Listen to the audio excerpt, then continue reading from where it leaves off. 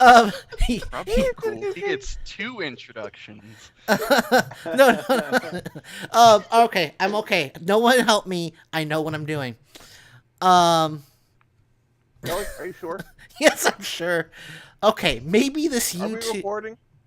Yes, we are recording. Maybe this YouTube thing. Maybe that wasn't such a great idea. I Still think we're worth on the kinks YouTube. out. I think we're on YouTube. I could be wrong. But also join me, some other naughty people. Cordell Garrett, the official. Oh wait, I'm sorry. Should I not have used your last name? I apologize. I try to avoid that just in case you don't want people to know. Oh boy. Hey, I'm a rising screenwriter, so feel free to help build my level of fame. Oh, I don't mind. Okay then, that works. Cordell Garrett, the official Blah screenwriter of the Stephanie Miller Show, and joining us for hour number one. 200 quickenings and counting. Thank you very much. Also joining us for hour number one, our good friend out of Australia, where everything but him wants to kill you, Tom Davis. Hi, Adam. And I believe his partner Belle is listening to us right now. I don't know. He Possibly. asked. There's a He said that there's a tornado warning in Illinois at the moment, so he said that the internet connection might drop out. So, Ooh. but yeah. Sorry about that. Yeah, there okay. were some tornadoes I'm sure it's nothing to worry about. Look, they're like the boy who cried wolf. They always warning, warning, warning. Nothing ever happens. Yeah, and then the one time you ignore it is the time it gets That's when bad. it gets you. Yep. All right. Also joining us out of our upstate New York bureau in his own personal fortress of solitude, our good friend War. I won't give you my name because if I want to get invited to certain parties, I can't be affiliated with the show. That's. I don't know what you're. What are you implying? Are you implying that? Are you implying that the Republican Party actually knows who we are? I'm not allowed to say.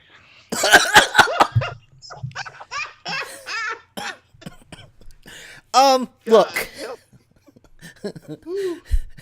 Look, War. I make you do this show. I certainly hope we don't get you in trouble with your Republican overlords.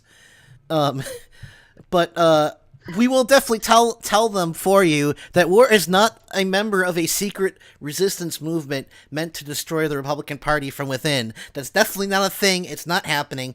You're thinking of Rand Paul. That's you. And boy, do we have some stuff. We've got a little, but anyway. So one of the reasons, I mean, obviously, I wanted to have all of our friends, all the people who have helped us off and on from day one on. But one of the reasons why I definitely want War on is, I remember. How much have you been following this Bo Bergdahl story, War? I know I've mentioned it every now and then, but I don't know. I'm still waiting to see what the resolution is. Well, my understanding is it's resolved. They just got to get him here. Here's the thing. We were told for 8 years under George W. Bush, who I know you're not a big fan of. I'm not going to say otherwise. We were told that... and I believe George W. Bush is big among single-celled organisms. But here's the thing. For 8 years under George W. Bush, if we dared criticize the president, we were told, you don't support the troops! You don't support the troops, you treasonous commie bastard! I mean, I'm not making this up. That's what we were told for 8 years. 8 years. Now, not only are the Republicans criticizing a troop who, a member of our armed forces, our last POW, who, I mean, here's what really grinds my gears about this. We had to give those Taliban those 5 Taliban fighters back no matter what, once we left Afghanistan. Once the war is over, everyone gets their guys back. That's the way war works in the 20th century. Well, it's not the 20th century anymore, but that's the way war works post-Geneva Convention. So these guys were going to go back eventually when we drew down. Otherwise, we would be violating international law. So what's the big deal? Well, I think, maybe I'm wrong, I think the problem is the black Democratic president is the one who got Bergdahl out, and so they're freaking out. I mean, I honestly think that racism plays a role in this war. Because the Republican Party may not be entirely racist, but there are racist elements within it. Adam, racism has everything to do with it, because some of the same critics that were only, maybe a couple of months ago saying, Mr. President, we demand that you free this gentleman, Mr. Sergeant Bergdahl, and we demand that you do it right now. Ironically, on the day that the deal was announced, these same people were saying, good job, I'm so happy to have this young man home. But then 24 hours later, all their tweets they sent out magically vanishes off of their Twitter feeds, and any praise given on their Facebook page is deleted, let alone that I guess they forgot that we have this little thing called the Wayback Machine to where we could go back and retrieve whatever they posted. So how can you sit there and bash him when you were literally begging this man to free him? It's hypocritical what they're doing. Yeah, no, well, my point is this, okay?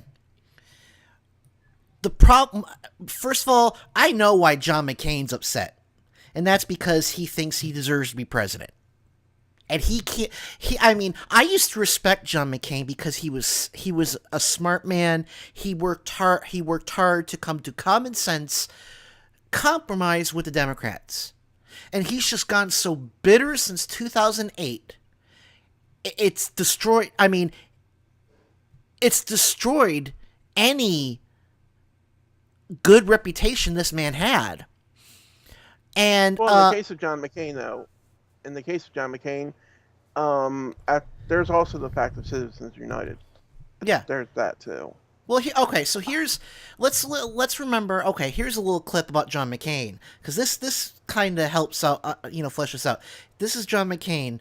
They're talking about John McCain and what happened during Vietnam. Take a listen.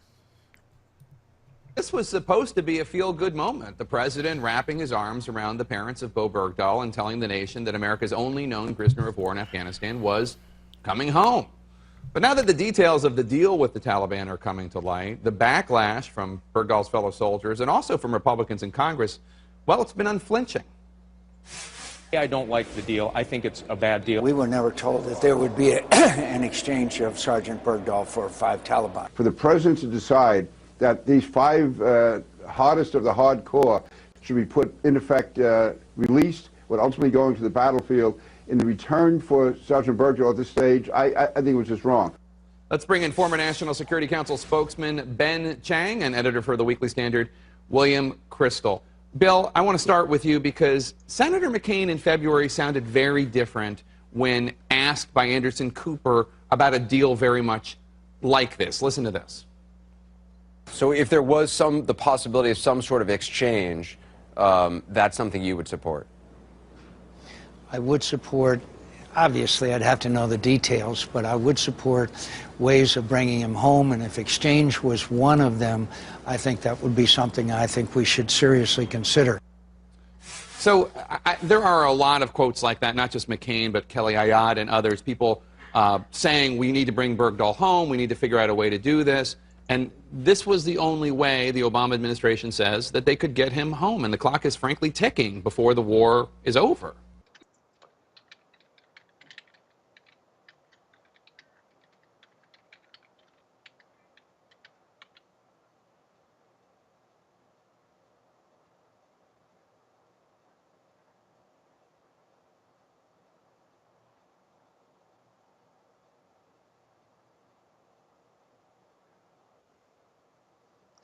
Ed, are you there? I muted my mic to close my. All right, I'm sorry. Okay. I was kind of We all had to. It's like We all had to bask in that comment for a little while, guys. I think that was a nice private moment for all of us. All right, here's the thing. So, John McCain came home through a prisoner swap. The same sort of prisoner swap that just happened. George W. Bush did a 500 Taliban prisoner swap during his administration, not one peep. But the black Democratic president swaps 5 people who are going to be held under house arrest in Qatar until the drawdown is complete. Makes this and it's like I can't even describe it. It's crazy. Is this just a proof that the supposed party that supports the military doesn't support the military, or is this a case that their hatred of President? Is this a case of their hatred for President Obama outranks their love for the troops? I mean, I don't know. Actually, I have an answer for that. Well, let War answer. Really? Let War answer. Oh, come on. No, Robert can go first. I'm curious.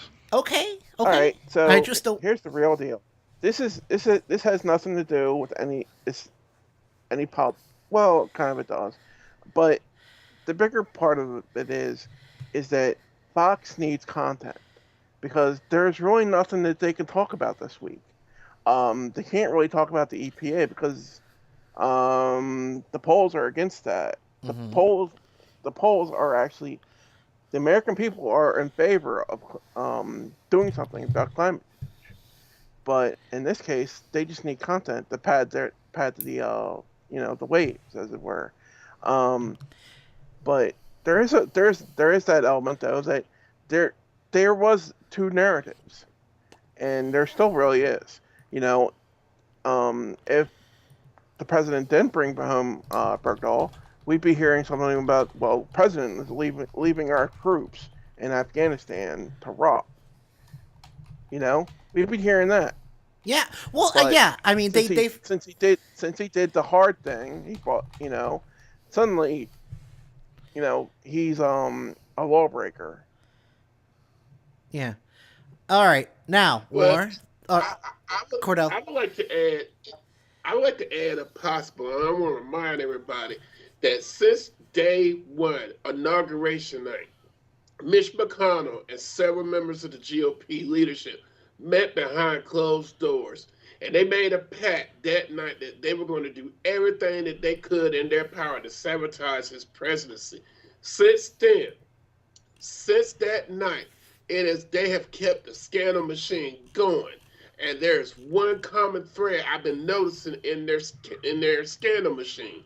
They want to impeach this man by any means necessary. You mark my words.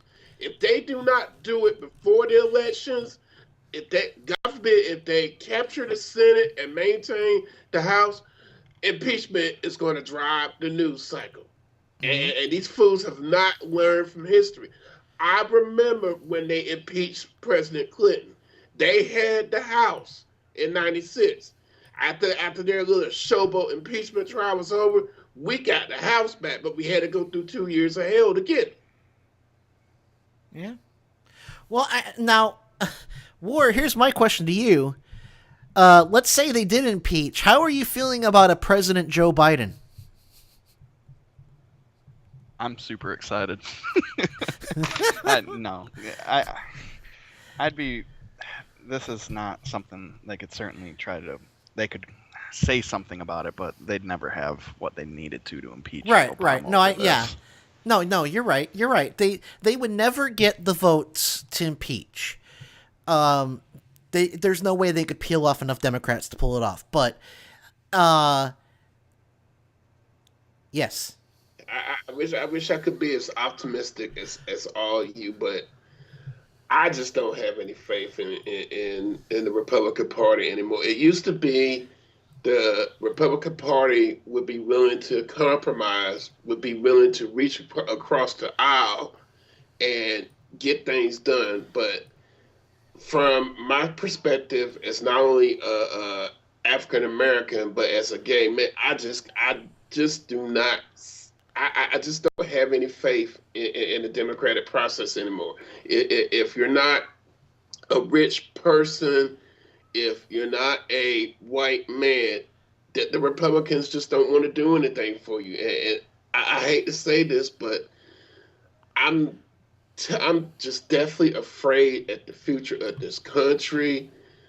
I don't even know if I'm going to be able to continue to enjoy what precious few rights I'm going to have within a few years at the way things are going. I mean, I'm sorry to be such a downer, but that's just how I feel right now.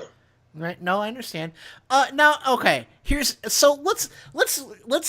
end this wonderful feeling of doom and futility and laugh at Stephen Colbert, because I think he nails this.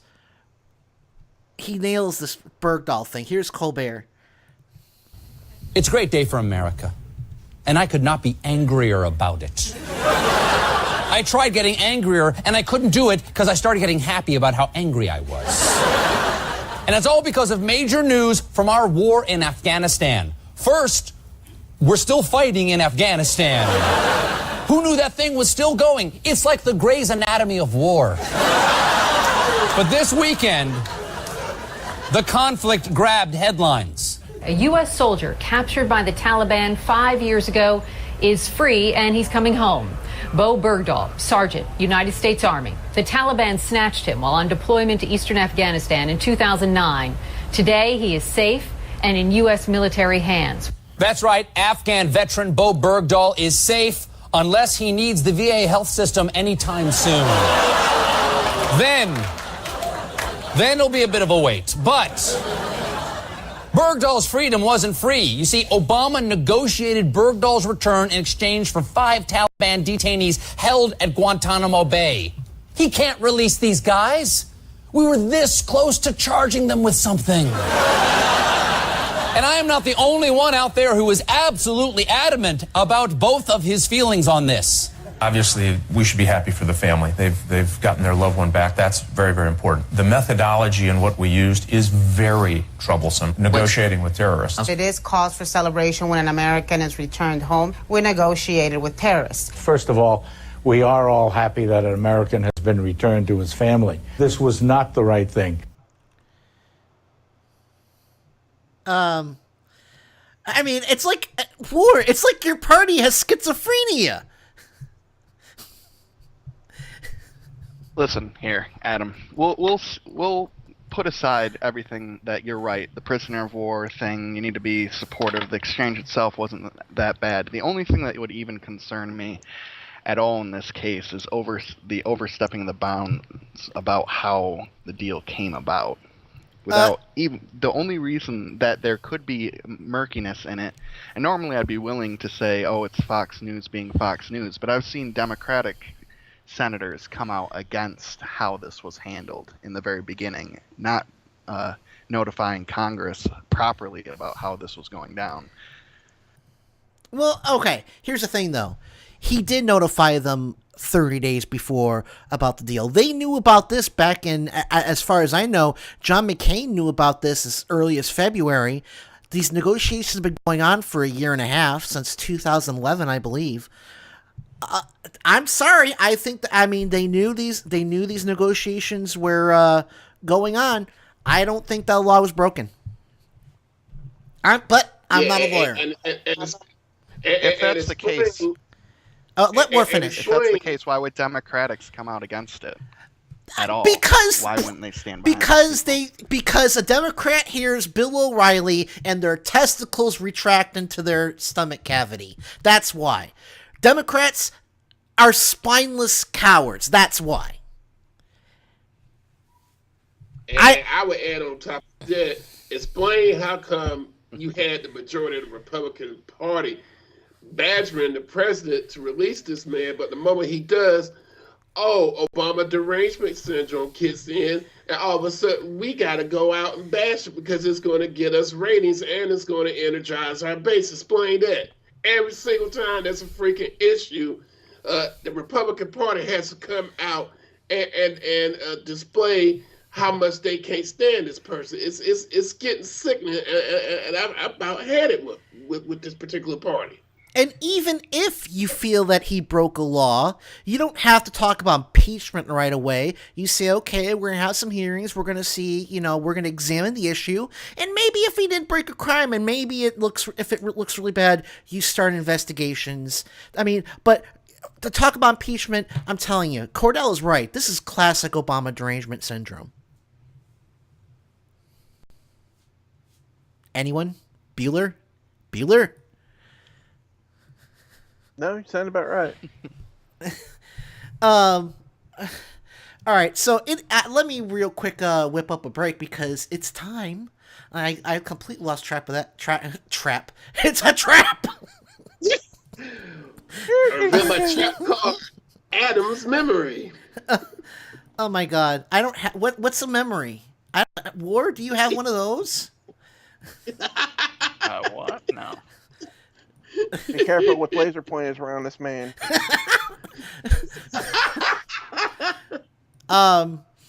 Yeah. All right. So, and just so everyone knows, we're gonna go okay, we'll talk about this when we come back. But long story short, we got pulled off of iTunes for some reason. I'm not running the risk of getting us yanked off YouTube on our first day.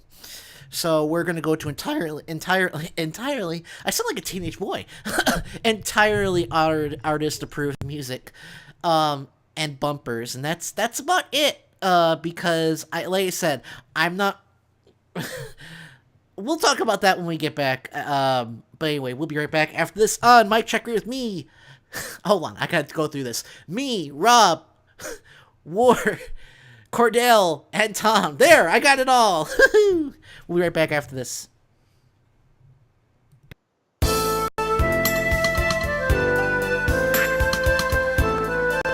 You're listening to Mic Check Radio with Adam Hebert, Wes Cascaden, Rob Poole, and John Kendall. So what do you say? You ready to change the world? No. I'm ready to kick some ass. That works too. Mic Check Radio with Adam Hebert.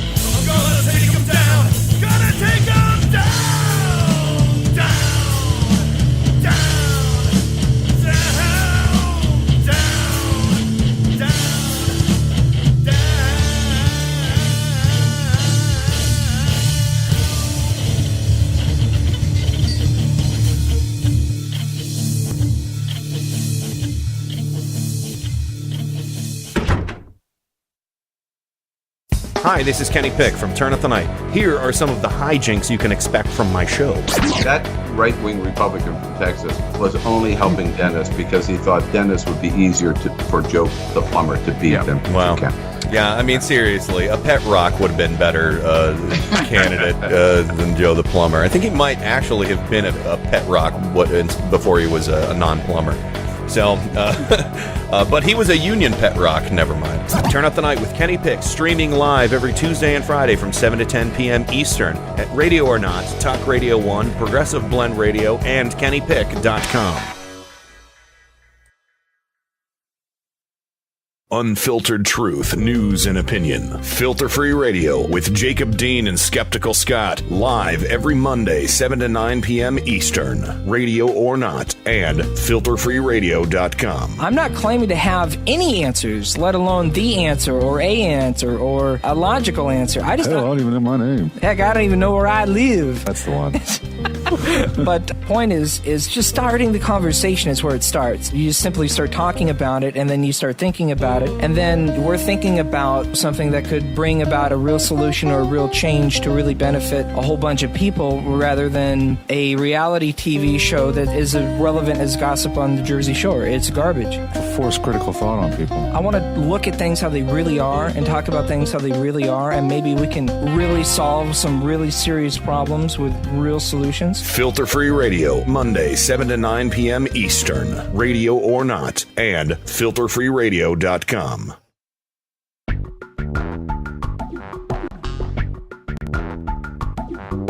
You're listening to Mike Check Radio with Adam Hebert, Wes Cascaden, Rob Poole, and John Kendall. Yes, Master Philosopher, alchemist, and eternal love god. Oh!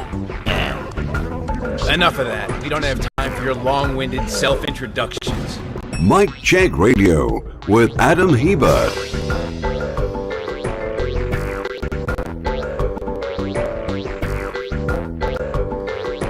Yeah, this isn't gonna work. We may have to actually just ditch the YouTube because that's killing my computer right now. But anyway, we are back. Sorry about that. We are back. Join me as always, Mr. Robert Poole, out of the great city of Baltimore, Maryland. Yeah, I'm still here. Oh, hold on one second. Hey, there we go. I didn't put my headphone jack all the way back in. Also joining us out of which is it North Carolina, Cordell? North Carolina, yes, sir. The great state of North Carolina. The official Blah screenwriter of the Stephanie Miller Show, Cordell Garrett. At 200 immortal kills and counting. Come on, McLeod, catch up. Also joining us for the rest of the hour, our good friend out of Australia, where everything wants to kill you except for him and his dog Oodles, Tom. I'm still here. Yes, good. Okay, so nothing bad has happened. And I believe War is still with us. War out of our upstate New York bureau. I'm assuming he's in the middle of nowhere, so it probably is like a fortress of solitude. One drink down, so let's get this show on the road.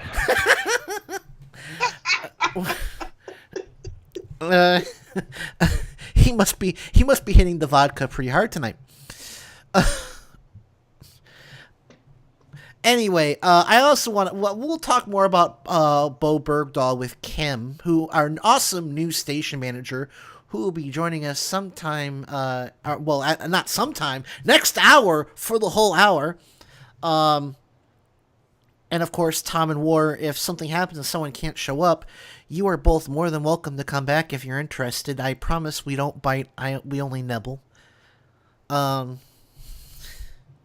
But anyway, I want to play some of this because there was, as usual, there was some, every week there's always hysterical anti-gay audio. You can't write a lot of this material.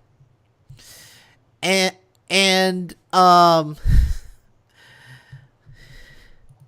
you really can't. And one of our favorite right-wing lunatics is Gordon Klingenschmidt, which I believe his last name is German for man who is full of shit. I have no proof of that. I'm like Herman Cain in that regard. I don't have facts to back that up. But here's one thing you're always going to notice in all these clips. He always says, let's discern the spirits. And that's Klingenschmidt code for I'm going to pull something out of my ass. Watch and be... I'm sorry. Watch and be amazed as I do this. So here's about... Oh, and I gotta say this. Illinois became the latest state in the union to legislatively enact marriage equality, so let's give it up for them. My home state, of course, I mean a state that would produce moi. Yeah, but wasn't that actually last week that they did that? It was actually Wisconsin. Illinois passed marriage equality. They actually passed the bill. They passed the bill last year. It only went into effect, I believe that you could get married in Cook County, I think, earlier in the year in February, I think. But since then, Wisconsin has, I've heard, approved marriage equality, but that was by court order rather than a legislature. And I believe, Scott Winker must be like having a stroke. I mean, I'm telling you this, mark my words, mark my words on this, he's going to lose re-election. That man is political poison. He's going to lose his election. His re-election campaign. Anyway, here's Gordon Klingenschmidt. Remember what discern the spirits is code for, because he's talking about the Pennsylvania ruling. Let's take a moment and discern the spirits. Of course, we recognize that sexual immorality is a sin, right? The Bible clearly calls it a sin, but it's also a demonic spirit. That when we as humans make an act of our free will to choose to invite sin into our lives, we're also inviting the devil to rule our lives. And sin is always preceded by temptation, and temptation is a whispering voice of a demonic spirit. So when we choose to reject the devil, to reject sin, and allow the Holy Spirit to rule our lives, then we're ruled by a spirit of holiness. And that holiness manifests in our behavior. But when we choose to invite temptation, to consent by an act of our free will to sin, we invite the devil to rule our hearts, and that demonic spirit of sexual immorality is now a manifestation in our human behavior of a demonic spirit. Not just in our sexual morality, but also in the government. And there are tyrants like this judge, John Jones III, who want to conspire against God. This spirit of arrogance, this demonic spirit of pride, who rises up and thinks he's smarter than God. Thinks that Jesus and the Bible ought to go on the ash heap of history. Judge and Satan, you will end up on the ash heap of history, and not Jesus and the Bible. I mean... This guy is parent. I love how these guys always say people like me have the demon in them. I find it so funny. I'm sorry. What's your power level now?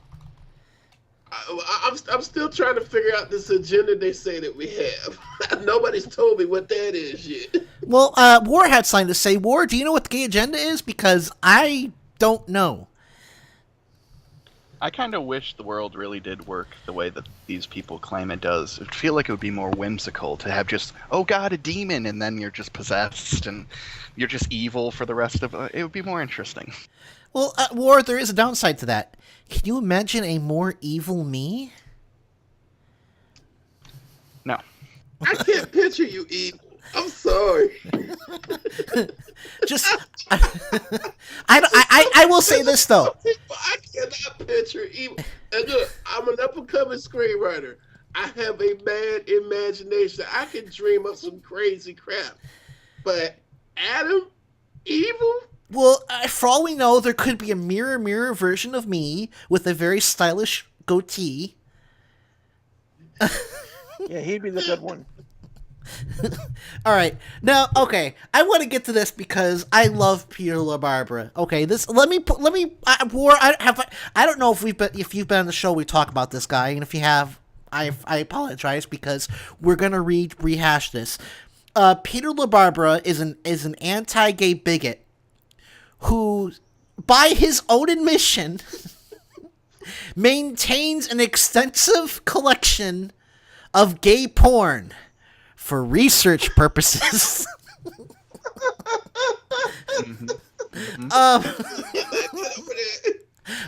He swears up and down it's for research purposes. Right. I approach that claim with healthy skepticism. But anyway, here he is talking about manly men. What's happening is not only the death of our values, the death of the American male, because you cannot be a masculine nation and support homosexuality, in my opinion. It's also the ushering in of a new mindset called moral relativism. And the moment you cave into moral relativism, where it's not about values, it's about love, you open up a whole other Pandora's box. Why can't a man sexually relieve himself next to you on a bus stop? As long as he's not groaning, as long as he cleans up after himself, hey, you're getting in the way of his sexual freedom. How dare you? Why are you so anti-sexual freedom? How do we, Can I say something on that, Dave? Yeah. Number one, I totally agree with you about masculinity crisis. I think homosexuality itself is a masculinity crisis. And I'm writing a story about this huge event in Chicago called International Mr. Leather, where all these guys dress up as tough guys and in leather, and they build up. And to me, it's like faux masculinity. It's like trying to recreate. Sorry, that crackling was just getting crazy. I apologize. I think that what we're gonna have to do at the end of this hour is just start over again and use a different program, which I'm installing right now. But anyway, let's get through this clip. Create a homosexual version of masculinity, and it's sort of like thou doth protest too much. It's a little bit of over trying. It's fake masculinity. And tough guy, homosexual masculinity, it's not the real deal. Masculine men do not have sex with other men. They just maintain a large library of gay porn for research purposes. Yeah, and like I always say, it's the ones who scream the loudest that they aren't gay. Hello, well, he did say methinks they doth protest too much. I think that he might be onto something. Could be. I don't know about you guys, but I was just hearing him. I wanted him to talk more about this masturbation world. I was that seems like a good idea. Yeah, who hasn't been on the bus home and you're tired, you're bored, and you just decide to rub one out. Yeah, this gay not a terrible idea. Hey, as long as you clean it up, it doesn't matter, right? Yeah, let me tell you, this gay guy has had his share of strong, powerful men on top of him. I would love to introduce these guys to some of the folks that I've had the pleasure to sleep with. Thank you very much. I will say though, Kenny Pick points out that this is why we call him Porno Pete. But I'm still trying to digest what you told me about this cat last week, because all the articles I have read about him ever since I became aware of him, it all makes sense now. I just, like I said, I mean, I honestly, the problem a lot of these people have with marriage equality is it's about power. Their power is slipping. Right. Their numbers are in decline. This is a quantifiable fact. There are going to be, in the next 10 years, we are going to see significantly less people showing up at church and giving to the collection. Yeah. That's why we're seeing all these big. It's kind of like why we're seeing all these big mega churches in the South. Mm-hmm. Well, it's that's a good point. If I can have just a moment. Yeah. The Australia is to just draw on my own experience. Australia is a country where it has very, very high levels of support for marriage equality among the public, but no political party has had the will so far to really push for its legislation. So there's nowhere in Australia that has full marriage equality. But similarly, there was a poll conducted by Roy Morgan, which is one of the very big Australian polling companies, which shows that that Christianity in Australia is very, very quickly heading towards a minority, and that people of other religions and people with no religion are going to together be more than Christians. And the speculation is that part of that is probably because of the kind of vehement anti-gay religious sentiment as one of the key things stopping progression here. How are gay people treated over in Australia? Are they allowed to get married? You know, can they hold their hands in public? What are the answers like?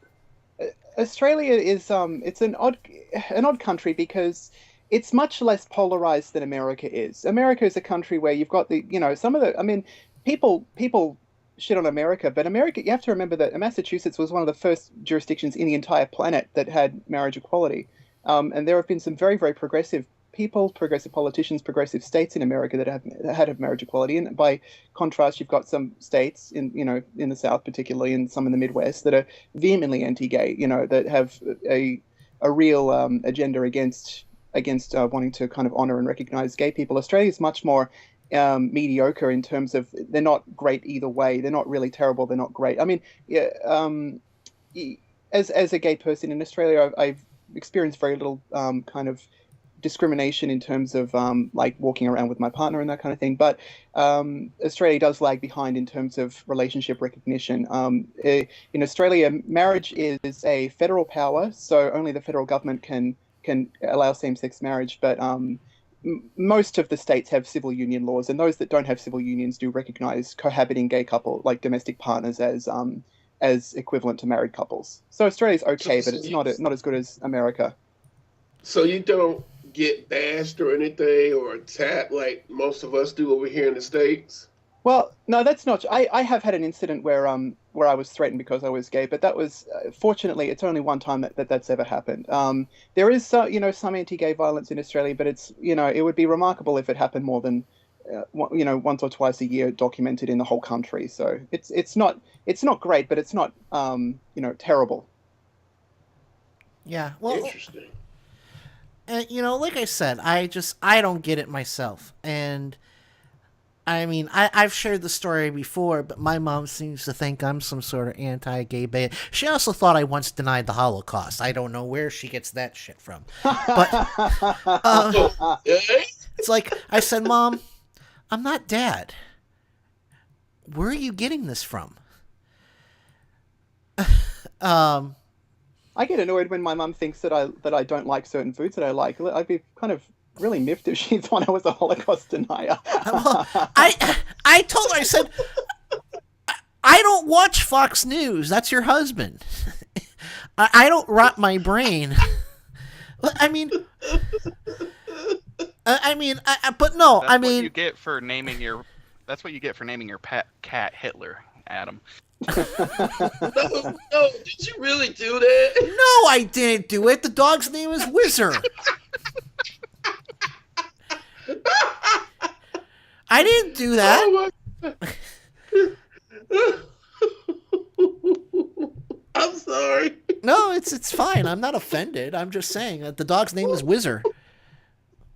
I tried to tell him, I was like, if that dog gets out, I'm not running down the street screaming, Whizzer! I'm not doing it. It could be worse. You could have named your dog Wheezy. Well, we call him Wizzy for short. I'm a bad boy. Forgive me. No, it's fine. It's fine. 360 feet. But so, just a notice to our listeners. We're going to switch to a different video feed so I can basically reset. We're going to try a different program and see if we get better results with that. Because every time I switch while broadcasting using the same program, we get that lovely crackling sound. Isn't that great? That's not somebody farting. No, that's not somebody farting. But anyway, let's see. Let's see what else we got on the docket that All right, I gotta get War. I have to have your take on this. You're a sane Republican. I respect that, and I know Rush Limbaugh is so full of shit. His eyes are brown. I've never heard that before. You haven't? That's a great one. He's such a master. I'm sure you heard this one though. He's such a master projectionist. He should own a chain of movie theaters. Yes, I like that. I do like that one. All right, so this is left over from last week, but it's still pretty fresh. It's only a little skunky. But here is Rush Limbaugh. He's making the claim that he's colorblind, that he doesn't look at race, but the Democrats do. Take a listen. Dave in Gurney, Illinois. We always try to get calls in the first hour here on Open Line Friday, and we're doing it today. Dave, thank you for calling. It's great to have you here. Hey, Rush. On this whole to cower over and to judge people that would even say anything back to them about it. And then also the idea of white privilege, that white privilege seminar up in Wisconsin, the whole idea of that is to rewrite and to change the sordid history of the Democrat Party, which is steeped in racism and segregation. No question about that. No, I think you're right on both counts. The racism, there are many facets to their using of this technique. A, it gins up their base. But B, it also is very effective in doing something else. It's very effective in getting Republicans to shut up and not be critical of anybody on the Democrat side. All right, I gotta stop this. I gotta stop this. The Republicans have been reduced here in many ways to. When has Rush Limbaugh never not opened his stupid mouth? He never shuts up. Never. And I just love the ignorance of that caller trying to act like he knows the history of the Democratic Party when he clearly doesn't. I guess he totally forgot about the Southern Strategy and the Voting Rights Act of 1964 that totally made every Democrat switch and become the Republican Party we all know and love today. So great selective picking of history there, caller. I mean, here's the thing. Yes, there were, in the 50s, there were racists in the Democratic Party, but guess what? We bled that bad blood out. And they became Republicans. That's not slander. That's not lies. That's the truth. Fact. Right. The minute the Civil Rights Act became a thing, that's when they left. Yeah. All right, you gotta hear this. So here's the money shot. I don't want to think about Rush Limbaugh and money shot in the same. Here he makes. I mean, you gotta hear this to believe it. I wish that was the case, but they're actually moving forward with Democrat issues like amnesty and so forth, and I mean they're really cowed by all of this. So it's effective in a number of different ways. These accusations come up. It's because of the fact that we're meant to be silenced, and they have an election to win. Yeah, they're meant to be silenced, says the man on national talk radio. I don't get. Can somebody remind that stupid caller that the conservatives own 90% of the media? They're on over 600 radio stations. We're barely holding on to what little bit we are able to get. The thing that frustrates me so much and turns me off from politics is that our millionaires and billionaires won't take their money, buy up radio stations, TV stations across the country so that we can have an equal amount of voice. I get so frustrated that no one seems to point this out to them. Well, I mean, you never know with these schmucks, but we're running out of time. I'm sorry. This was a poorly planned hour. I damn it. we're gonna have to have you back on again soon. I'm sorry. I feel awful. I feel awful. But we're gonna have you back on. Let me try that. No, I don't want to try this. I wonder how I could just. Is there any? Never mind. All right. But I would like to thank our good friends again. War, you're welcome anytime. I know you're usually busy. That's why I try not to ask too much. But I don't want you thinking you're not welcome in our house. You're a member of our family, as far as I'm concerned, and I wish we could have you on more often. Nothing. I say something nice. And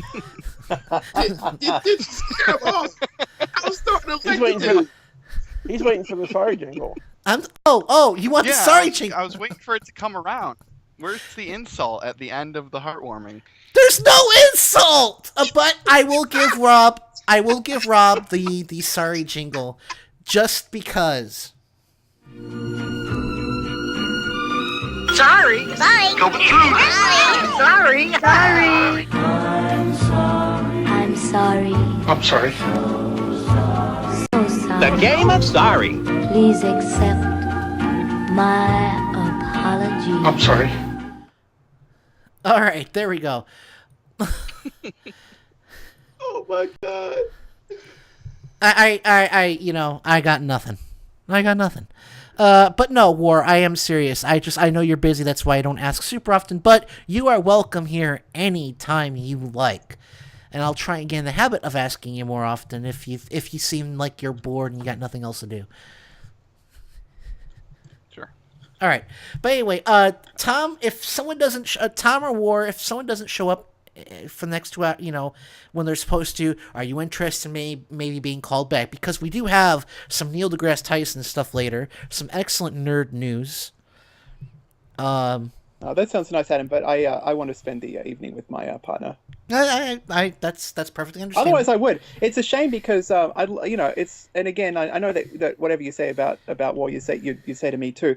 It's just that this is one of the few times I get to talk to him for a long period. So right, I owe it to him first, of course. And you're also a bajillion hours ahead of us, so and that's a technical term, by the way, bajillion. But anyway, we got to get going. Kim G is waiting for us. I don't want to seem like I'm trying to shove you out the door. Like I said, it was a poorly planned hour, and I apologize. But we will have you both of you back on at the same time. I will make it happen. If that's okay. It was a very, very, very good hour, Adam. All right. And talk to you all soon. Yes. All right. So I'm going to let you two go. You'll have a nice night, and then we're going to go to what's the thing called? Break. That's right. It's called Break. We'll be right back after this.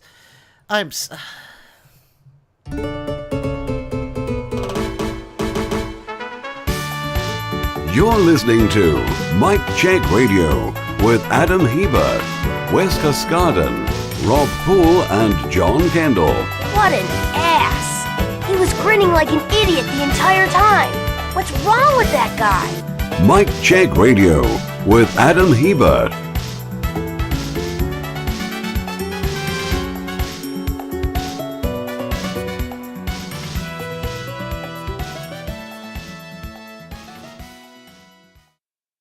Okay, and I'm rolling for damage. Welcome to the labyrinth of the world. It's a land of 3 letters, A, D, and D. Filling out your character sheet. You're keeping track of HPs and XPs. He's a role-playing master, apology to cancer. He's gonna kill you with his guys. He's a role-playing master, for magic missile blaster. His armor class is -9. Bag of holding my flint and steel. Iron rations and a bastard sword. Forget homeliness. This is all about strength. No no more charisma, but maybe your dexterity can save you now. He's a role-playing master for polyhedron cancer. He's gonna kill you with his style. He's a role-playing master for magic chisel blaster. He's all my glasses minus nine. Evil creeps across the realm. The Death Knight's power is in his helm. And monsters swarm from planes beyond. You better see versus rod, staff, or wand. And whosoever shall be caught without a shield by clerics rot must stand and fight the hounds of hell, or wander deep in dungeons fell. Now Role-playing master for polyhedron cancer. He's gonna kill you with his style. He's a role-playing master for magic missile blaster. He's all my glasses minus nine. He's a role-playing master for polyhedron cancer. He's gonna kill you with his style. He's a role-playing master for magic missile blaster. He's all my glasses minus nine. it's not your turn. Wait your turn. I didn't even tell you what's in the room yet. Hold on a second. Goodbye, Gary.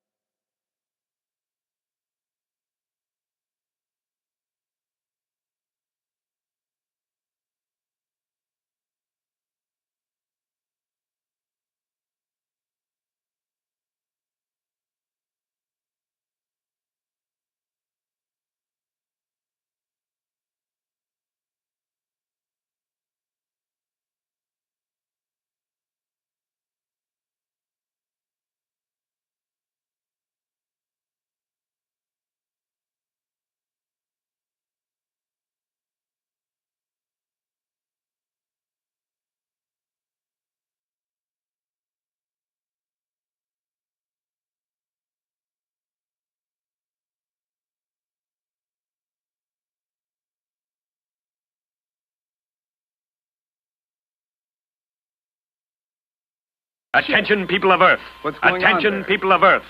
Do not be alarmed. Stand by for an important message. Stand by for an important message.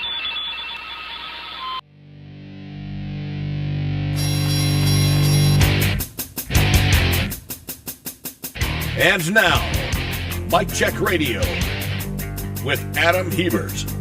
Oh, please let it be fantastic. Of course. Yes. It's rather good, isn't it? Hey, I'm just enjoying the show.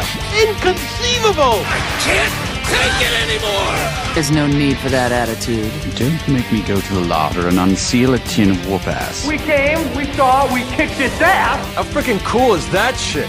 Great Scott! I reject your reality and substitute my own. Nice, right? I learned that one from you, guy. Bang it out! We are going live. Yeah. Feel free to hang around for a while. Oh, God, this makes me happy.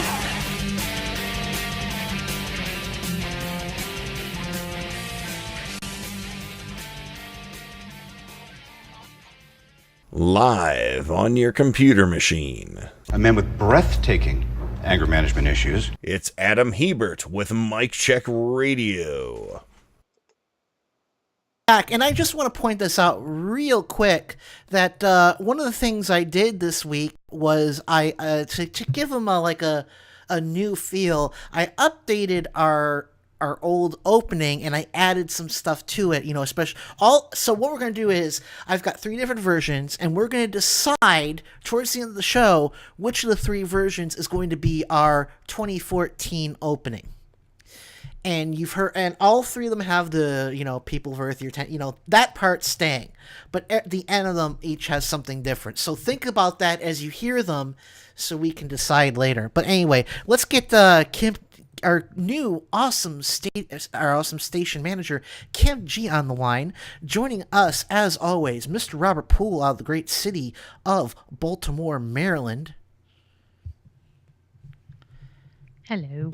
Hi, Kim. I don't think Rob's How's back. How's it going? Well, thank you. But so far it's just show you and so me. far. Hmm. Good show so far. Thank you. I feel bad for the crackling, but let me poke Rob because he's not paying attention. also joining us, Cordell Garrett, the official Blah screenwriter of Stephanie Miller Show in North Carolina. Cordell. 200. Okay, 200 good. kills a gallon. Okay, good. You're here. Okay, so it's just Rob. Rob's not paying attention, or more likely, he forgot to turn on his mic. Or he fell asleep. It's possible. But anyway, Kim, I just wanted, just so you know, this is our second anniversary show. As of June 2nd, it's been 2 years since I started this. I started it with nothing but a pocket full of dreams, and the dreams have died. The dreams have died. No, I'm joking, of course. But you've been so helpful to us, especially recently. Kim G is our new, well, not new, I guess, is future more appropriate? Or do you want... I actually am providing the stream. I guess I'm the owner of the stream, but I'm providing the stream for the network, for Indie Media Weekly Radio, and Ken and the shows that he had with Liberal Justice Radio will just be combining with what I do. Yeah. And we're going to call it Indie Media Weekly. Yeah. So we're kind of like combining the form of a liberal Voltron.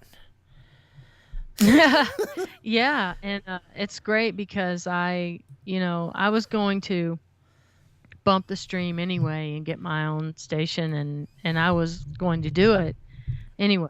And so it was cool that Ken wanted to get into that too. So, and I can talk a little bit about what happened with the postponement of the thing. Yeah, I won't go into a great big detail, but just so the people know. Right. Let's see if Rob's back though. Rob, are you there? Yes, actually, I am. What happened? Hello, Rob. Why is? I thought I had more time. Okay, I'm not mad. I was worried, but anyway, just so you know, Rob, so you brought the speed. Kim's here. She's going to talk to us real quickly about the delay, about Indie Media Weekly Radio, et cetera, et cetera. But I also want to pick your brain, Kim, because you're a veteran. You're a veteran, and I want to pick your brain about this whole Bo Bergdahl thing because it's just sticking in my craw. Not the craw, not my craw, my craw. I'm sorry, that's a Get Smart joke.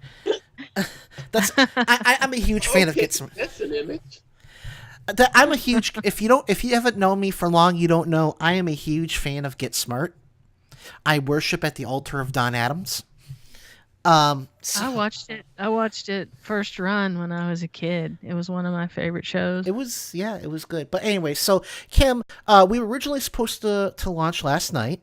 Yesterday. I don't know if Kenny was going to be the first live program, but I think there was other stuff lined up. But would you like? Don't tell us more than what you think people should know. But if you just like to explain, and what they can expect.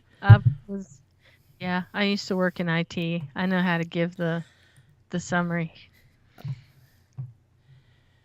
Well then, by all means. Oh, are we on the air? Yes. Oh, okay. I didn't know because I wasn't watching on the screen. I thought we were just talking on Skype. I'm sorry. I'm sorry. Oh, no problem. I should have said you were on the air. Oh my God, that's a rookie mistake. I got you. Well, yeah. So, So what happened was we had planned the launch for the new stream on Friday the 6th, and I spent 2 weeks solid just working on building the libraries and getting all the music in, and we were having a lovely preview week. It was sounding awesome, and people could tune in and listen to the stream because you can tell a significant difference between 32 kilobytes per second and 128. It's like night and day.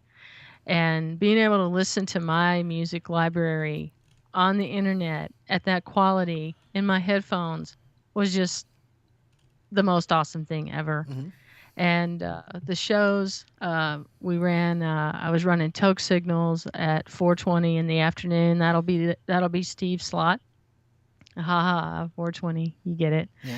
Yeah. and he'll have the news, the cannabis news, 30-minute show, the podcast that I edit. Actually, that's an edited piece of work. It's I do a good bit of work on it to make it really nice and tight, and I'm real proud of it. I think it sounds good and it's well put together, and it's 30 minutes or less, and you are up to speed on everything you need to know about cannabis news around the world, basically. So that'll run then, and it was sounding good. Although I hadn't changed that file to 128, it was still running at a lower bit rate, and so the new ones will be even better because hopefully on this station we'll be able to get everything encoded at 128 kilobytes per second, so that the audio can be the best it can. And that's something that I get really excited about. It's great audio over the internet. And I've learned a lot about it since I started my first podcast. I guess it's been 3 years ago now or something like that. I don't know. Lose track of time. But yeah, so I'm really excited. And it's just unfortunate that our launch coincided with a major upgrade with our new streaming host, and they had issues. And so I spent all this time getting everything ready, and we were ready to go. And then Friday morning I got up and I realized I couldn't do anything with the files. The files weren't uploading properly to the new streaming host, and basically our library was kind of corrupted. And so I'll have to rebuild it all, which I can do. And I can do that in a week. And they are very diligently working on getting the problems straightened out from the upgrade. Mm-hmm. It's CentovaCast. If anybody's interested to know what back end we'll be running Indie Media Weekly Radio with, it's CentovaCast. And our streamer just updated to the latest version. And, as with all things like that, sometimes things go awry and they have to be worked out. So the timing was like, but I looked at it as, I could get really pissed about it, or I could just say, now I have another week to be even more ready than I was yesterday. Well, and better so that I think happens. Everyone. Oh, sorry. Yeah. No, I was just gonna say, I think it's all gonna turn out to be for the best. I'm gonna have a better file structure. I'm gonna have better playlists put together, and Ken and I just came up with this idea just yesterday about, we were talking about doing music during the day and shows at night, but what we're going to do is we're going to do the reruns of shows during the day and have live shows at night, and then fill in with our music sets and playlists throughout the entire day, so we have more of a balance. Yeah, and that sounds great. That would have required me to restructure all the directories and all the playlists and everything anyway, so it's all good. And now we have another week to get ready, and but everything's been tested. We've got Ken on the air live with his system, and we'll get you and everyone else that wants to foray into the live programming thing able to connect to the streaming server. And so I'm really excited about it because the sound quality is just phenomenal. Absolutely amazing. To hear my music library coming like that is like, wow. Yeah, I was listening to it. It sounds really great. If you have suggestions for music and all, let us know, because we'll be building the playlist, and make your suggestions, because, Indie Media Weekly is basically now a compilation of my friends who make media. And that's what the whole site's about, and that's what the whole thing is about. And so if that's what you do, we want to know about it. Tell us about it. Maybe we can help get it out to more people. Yeah. I would love to, I know that one, I would love to see, there be live programming every day of the week. It's gonna, take some effort, but it's doable, I think.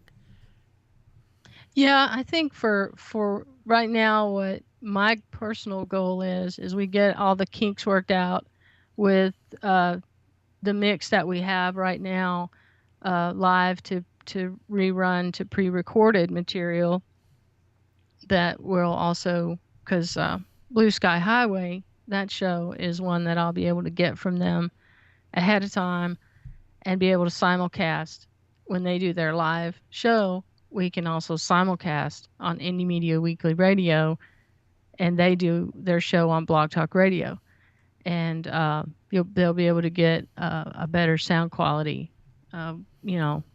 so there's a lot of upside to it, but yeah, but that's something that I think we'll see how it goes, and because I can only really do so much, and it's all a labor of love and not particularly inexpensive at times, and so I think we'll just see. I can handle it where it's at right now, and we'll see how it goes, and see where it leads us. Yeah, well, I mean, and I told you earlier, if there's anything I can do to help, because I'm looking for a job right now. I don't have anything particularly compelling to do. If there's anything I can do to help make this transition easy, by all means, don't hesitate to ask. But but as far as everything where we're at right now, it's matter of them getting their issues worked out. Yeah. Well, like I said, stuff happens, and I think it's better that it happened then than later. Oh yeah, absolutely. Excuse me. Yeah, I I'm appreciate sorry. you guys getting the word out and everything. I just exhausted myself. I just pushed myself crazy last week trying to get things ready, and then Friday is my normal heavy media day where I produce Toke Signals and get that out and distributed, and then I do Turn Up the Night with Ken, with Ken now on my every other week basis thing, and I was just like, I was wiped. By the end of that day, I was like, Ken, I'm sorry, man, I'm gonna have to take the night off. And he was just, he's a sweetie, and he was awesome about it. Ken's and so, a great guy, isn't he? Yes. He's just such a doll. I told him the other day, I was like, dude, if I had a brother, I'd want to be just like you. Well, he practically has mine. I don't know if I told you the story about us meeting at Sexy Liberal in Chicago, but when he came in, I got up and I went over to shake his hand. He just pulls me into this big bear hug. Aww. But I wish I could go to the Netroots thing and hang out with them and all, but I it's wish just I had the not money in my for that. budget.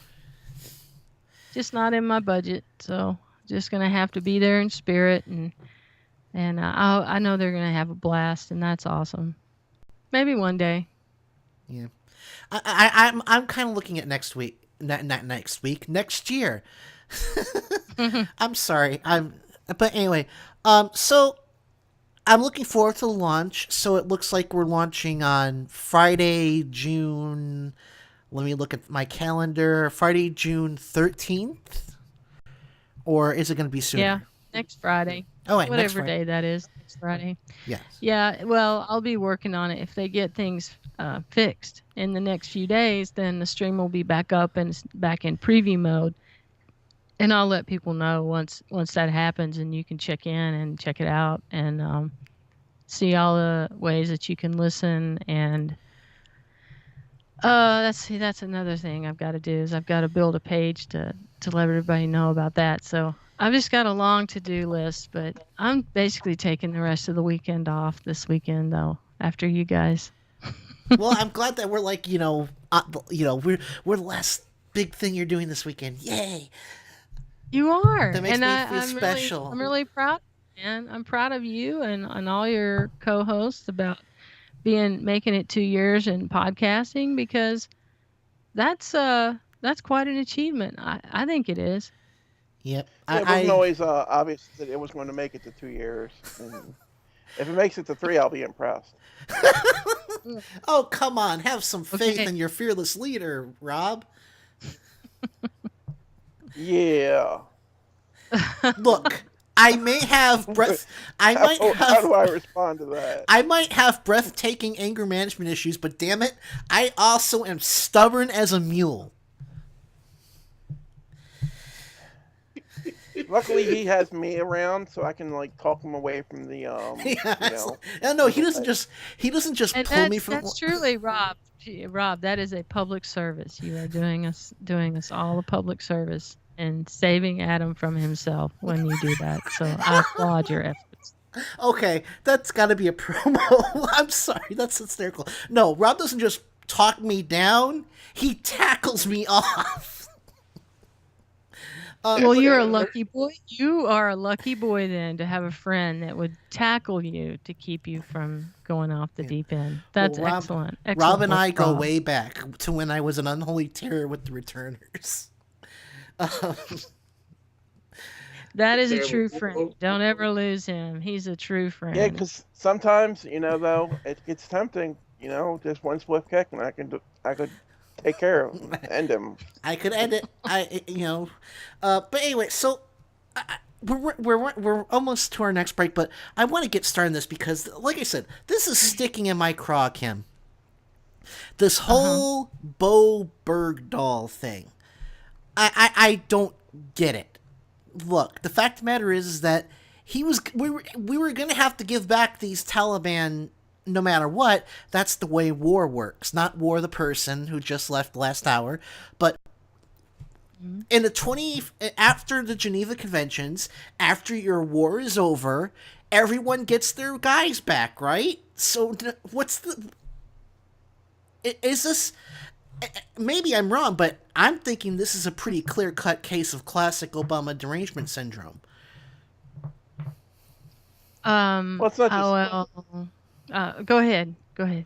It's not just that too. It's also their classic. They don't understand history, because if they understood history, they would understand that prisoner swaps have happened with every president that's been at war. This isn't exactly new.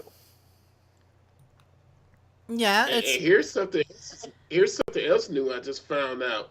I just read an article on Democratic Underground through a local newspaper source. The Bergdahls were Republican.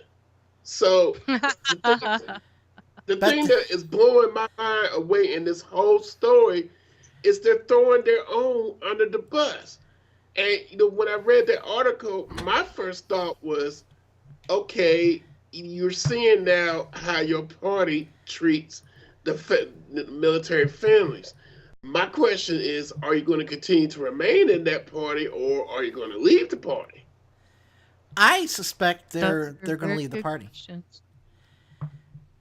If they're smart, they're going to leave the party. And that's what I keep trying to tell War. It's like, War, you're too smart to be a Republican. Maybe at the very least, he should be an independent. I'm sorry, Kim?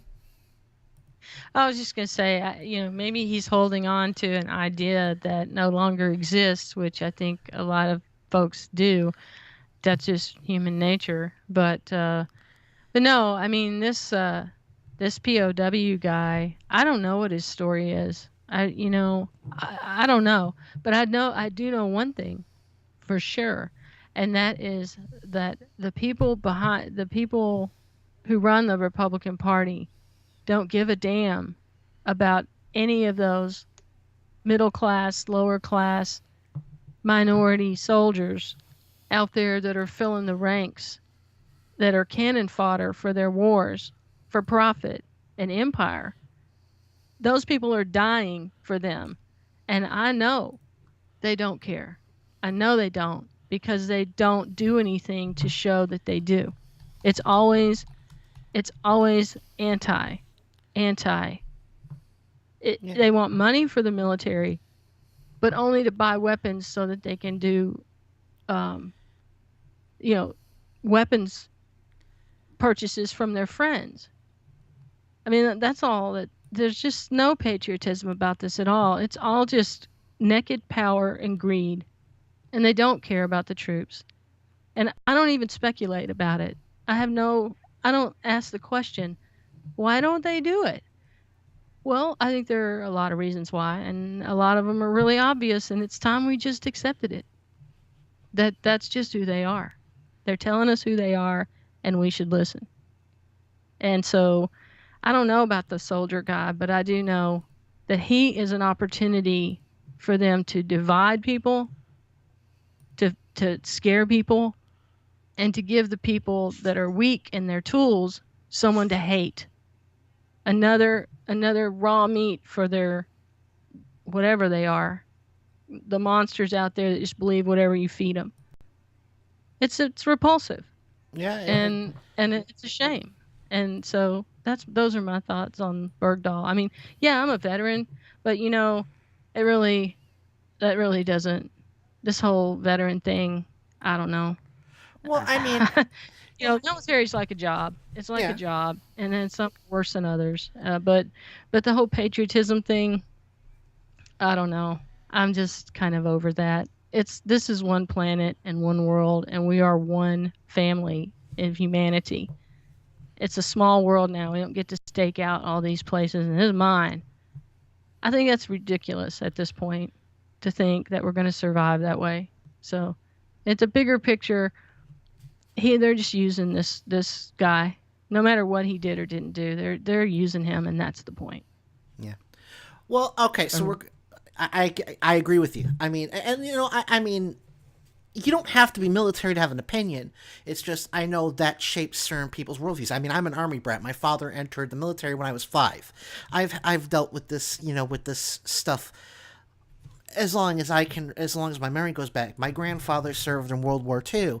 And that's another thing that really bothers me is that you had people using this on D-Day, the anniversary of D-Day, to bash the president. They have no scruples. They have nothing is beyond the pale with people like this. And it's just every day it's a new low in just how awful they really are. And I'm just stunned. I'm just like, wow, you really topped yourself. I didn't think that was possible. Yeah, it's like, how low can you go? And they're going to keep going lower. But anyway, so we're going to go to break. When we come back, Rob has a story he wants to talk about because one of your regulars on the indie media moment on Trump Night with Kenny Pick is Rihanna of Kolash Chronicles.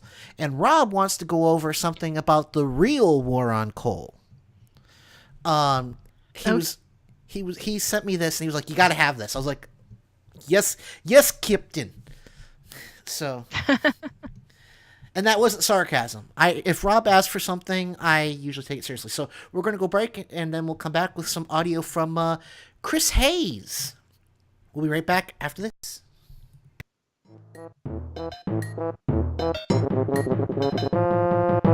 You're listening to Mike Check Radio with Adam Hebert, Wes Cascaden, Rob Poole, and John Kendall. I am the most unpleasant, rude, ignorant, and all-round obnoxious arsehole that anyone could possibly have the misfortune to meet.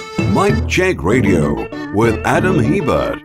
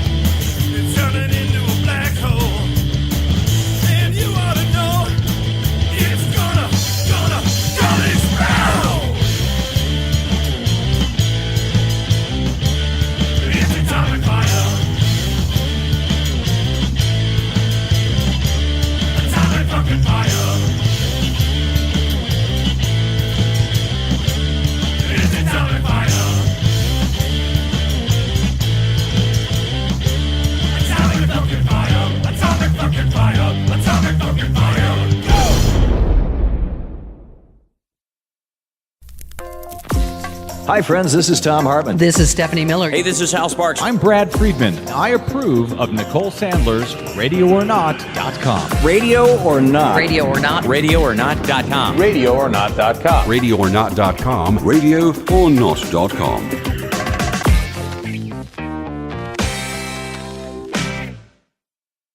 Unfiltered truth, news, and opinion. Filter-free radio with Jacob Dean and Skeptical Scott. Live every Monday, 7 to 9 p.m. Eastern. Radio or Not. And filterfreeradio.com. I'm not claiming to have any answers, let alone the answer or a answer or a logical answer. I don't even know my name. Heck, I don't even know where I live. That's the one.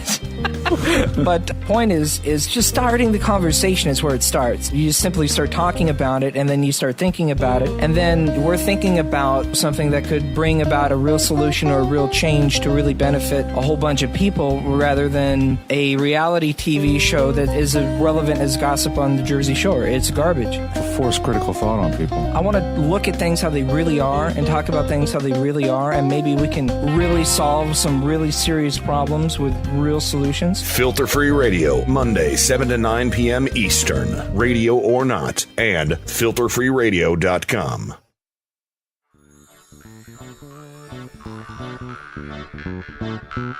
You're listening to Mike Check Radio with Adam Hebert, Wes Cascaden, Rob Poole, and John Kendall. When Ramses destroyed Syria, that was an accident. You are a catastrophe! Mike Check Radio with Adam Hebert on Liberal Justice Radio.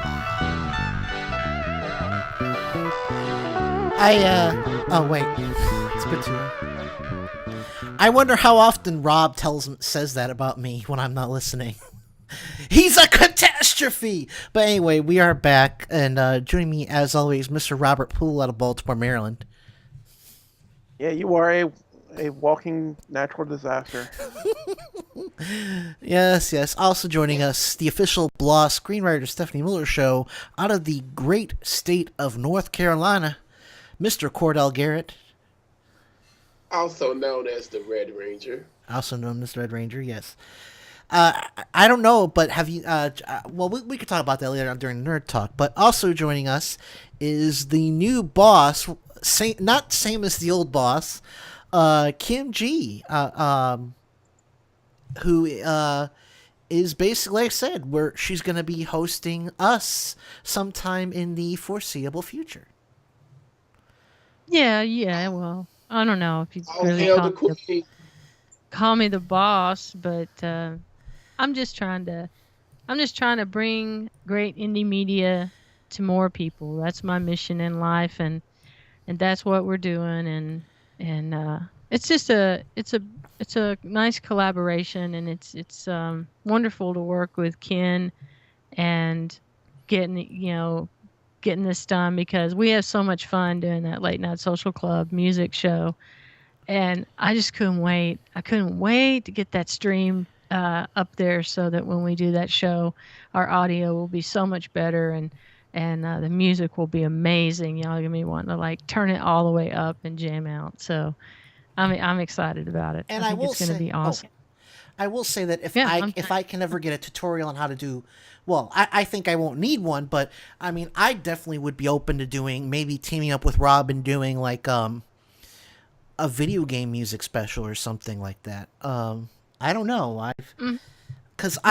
Once we get things nailed down and everything working properly, that's when we're going to look at taking on, new live shows and stuff like that, because making sure that everybody is trained up and knows the rules as far as the music licensing, and that you're able to connect and it sounds good, and all that. So but yeah, man, I got you down. Be thinking about what you want to do. Let's do it. All right, and I also know that Wes Karskadin, who unfortunately couldn't be here due to work-related stuff, I know Heath was kicking around the idea of doing his own show. So, but anyway, I think it'd be fun. Yeah, I mean, it'd be fun to get you guys doing that. That'd be cool.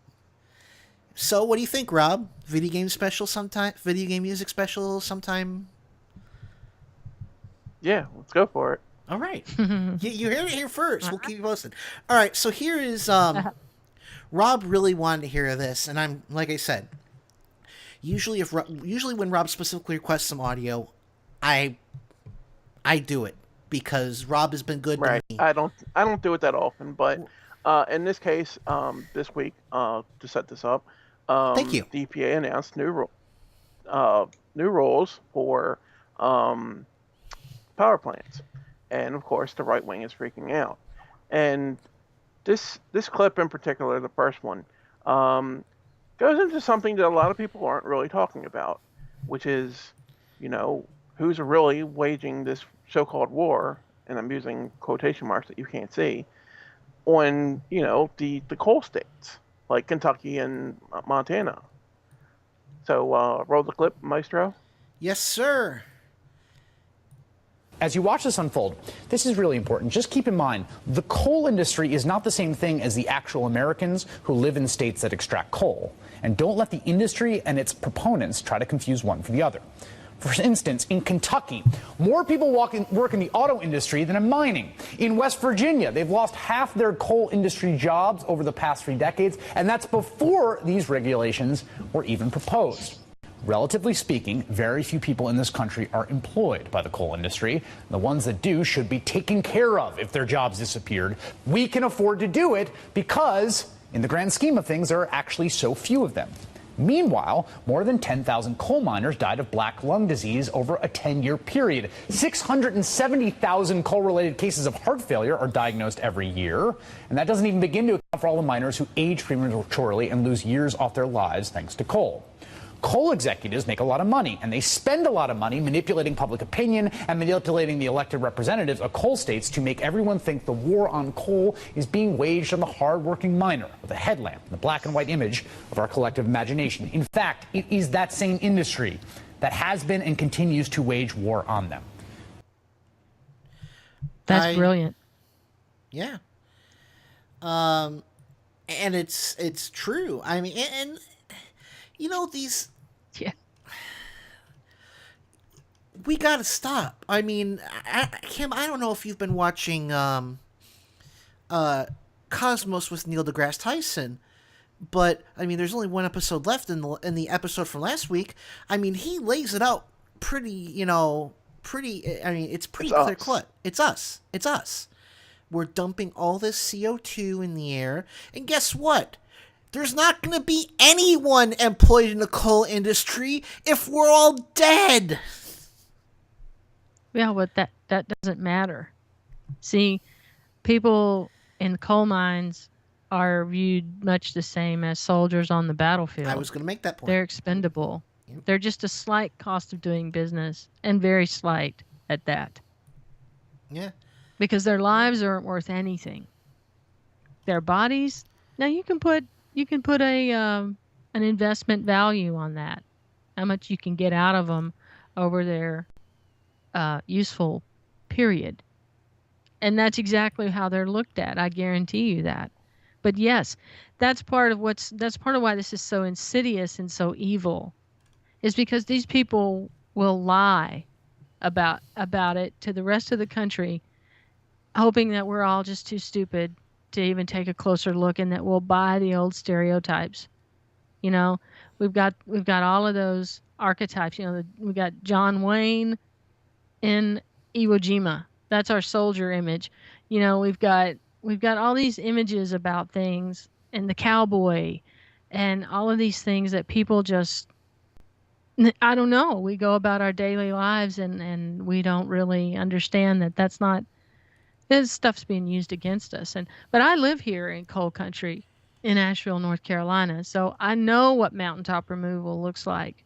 And I understand what they're doing. And they just passed this.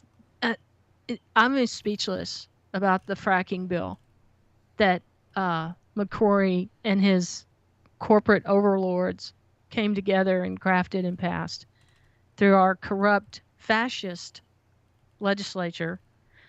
Who are solely beholden to ALEC and the corporations who pay them, not us, not the citizens. That's a joke. In North Carolina, that is a joke. And we know that it is a joke. But still, I wonder, there are people around the country who think that this couldn't happen to them. But they're wrong, because North Carolina didn't used to be this way. North Carolina was held by a Democratic power structure for 150 years, and it ended overnight. It ended. And now we have these people like McCrory and Moffitt and all of the ALEC servants down there in Raleigh, and they just decided that we need fracking here in North Carolina. And not only did they decide we needed fracking and passed a bill to allow it, they want public subsidies for it. They have no conscience. These people have no soul. No. These people are like no people you've ever seen before. Oh, I don't know, maybe in in World War, maybe Hitler had less of a conscience. I really, it's hard to say, really, because they're letting people die in this state because they won't expand insurance and health care to people, but yet we need your money to subsidize fracking. No. No. And I have to ask, does North Carolina even have that much natural gas? No, I think that I may be mistaken, but I understand that there may be enough to provide some measure of something for like 6 years. They want to ruin our freaking state for that. But hey, that's a lot of money in the short term, and who cares about your stupid environment? We'll just move to the next place and destroy it. They're just in total consumption mode. These people aren't even human anymore. I don't know what's wrong with them. No. I came from the corporate world. I walked away from it because I saw it 15 years ago and said, I'm done. I got to the top where I could see what things were really like and what the people were really like and what the deal really was. And I said, I'm done. I can't do this. And I can't imagine that it's gotten any better over the last 15 years. I think it's gotten considerably worse. And so people need to understand that about corporations and how they are ravenous machines that are endless. They require endless feeding, and they just want more and more and more. And eventually they will eat you alive with themselves. It's just, that's it. And we got to find a different way. And I don't know. I mean, look what's happening to people's property, like in East Texas, where my mother's has a farm. The stupid Keystone XL pipeline is like 15 miles from her farm. I mean, what's she going to do about it? She lives in East Texas, I mean, if she were, well, you saw what happened in East Texas when a few people tried to protest. They got their heads bashed. Pretty much. And I will say... I mean... Sorry. Yeah, go ahead. I was going to say, to answer Rob's question, the thing is that most natural gas is a product of sea creatures that lived in the shallow inland ocean that was basically Middle America. So that's why most natural gas is in Middle America. One of the benefits of taking a geology class... Yeah, one of the benefits of taking a geology class, folks... But I mean to tell y'all, though, as far as this fracking goes, in Virginia, up in Virginia, I think just on the other side of Bristol, Tennessee, and when you get up in there, the mountains are riddled. We had a lady, my partner is a journalist, and we had a lady call us and tell us about this years ago. When I first met her, it's been like 7 years ago, and she took us on a tour around the mountains over there. And there are literally these valves, like the mountains are just littered with them. They have been in there, and it's crazy. And nobody ever talks about that. I'd like to know more about that. She tried to talk to us about it, but again, my partner works for a small newspaper in a small town, and they were trying to get the EPA involved in all this, and it's a mess. And the average citizen is really, it's not just they don't just think they're powerless. They really are, unless we get together I don't see that we have a chance. Yeah, I mean, it's just like I said, That's and kind of downer, but that's, no, it's fine. But it's just, and like I said, we're killing ourselves, folks. You may think that there's going to be a magical, person exception in science. There isn't.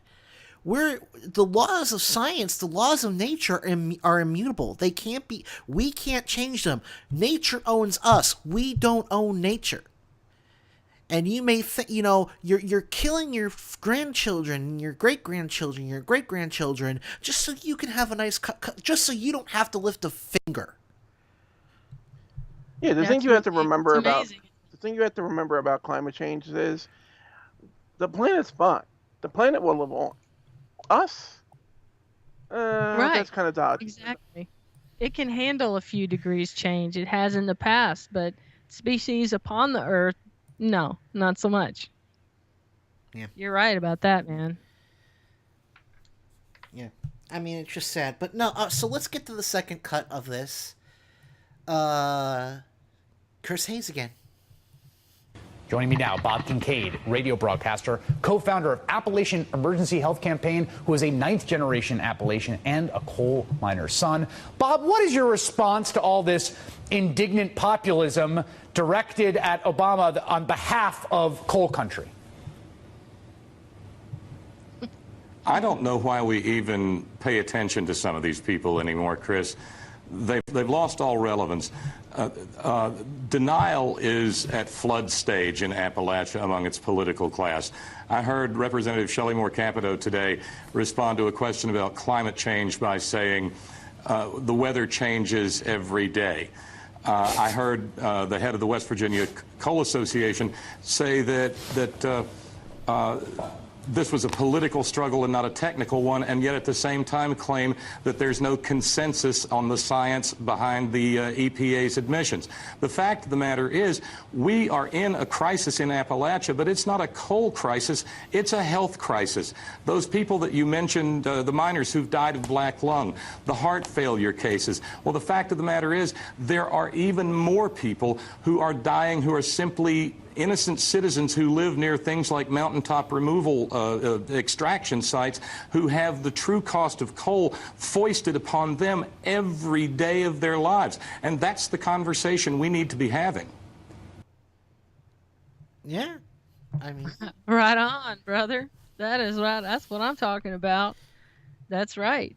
We do. I mean, I'm scared now. I mean, I moved from Texas. I'm a native Texan. And I, oil there, used to seeing oil wells everywhere. It's just a way of life there. But then I moved to North Carolina. And then one thing I noticed when I came here from Texas is how pristine the environment was here. Because it's not really that way in Texas anymore. Texas is a soiled state, but by so many things.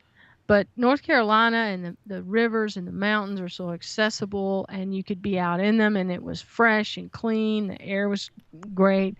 And now, just after living here a little while, I'm starting to see the damage that's being done from the coal spill from the one in Tennessee outside Knoxville. That was devastating.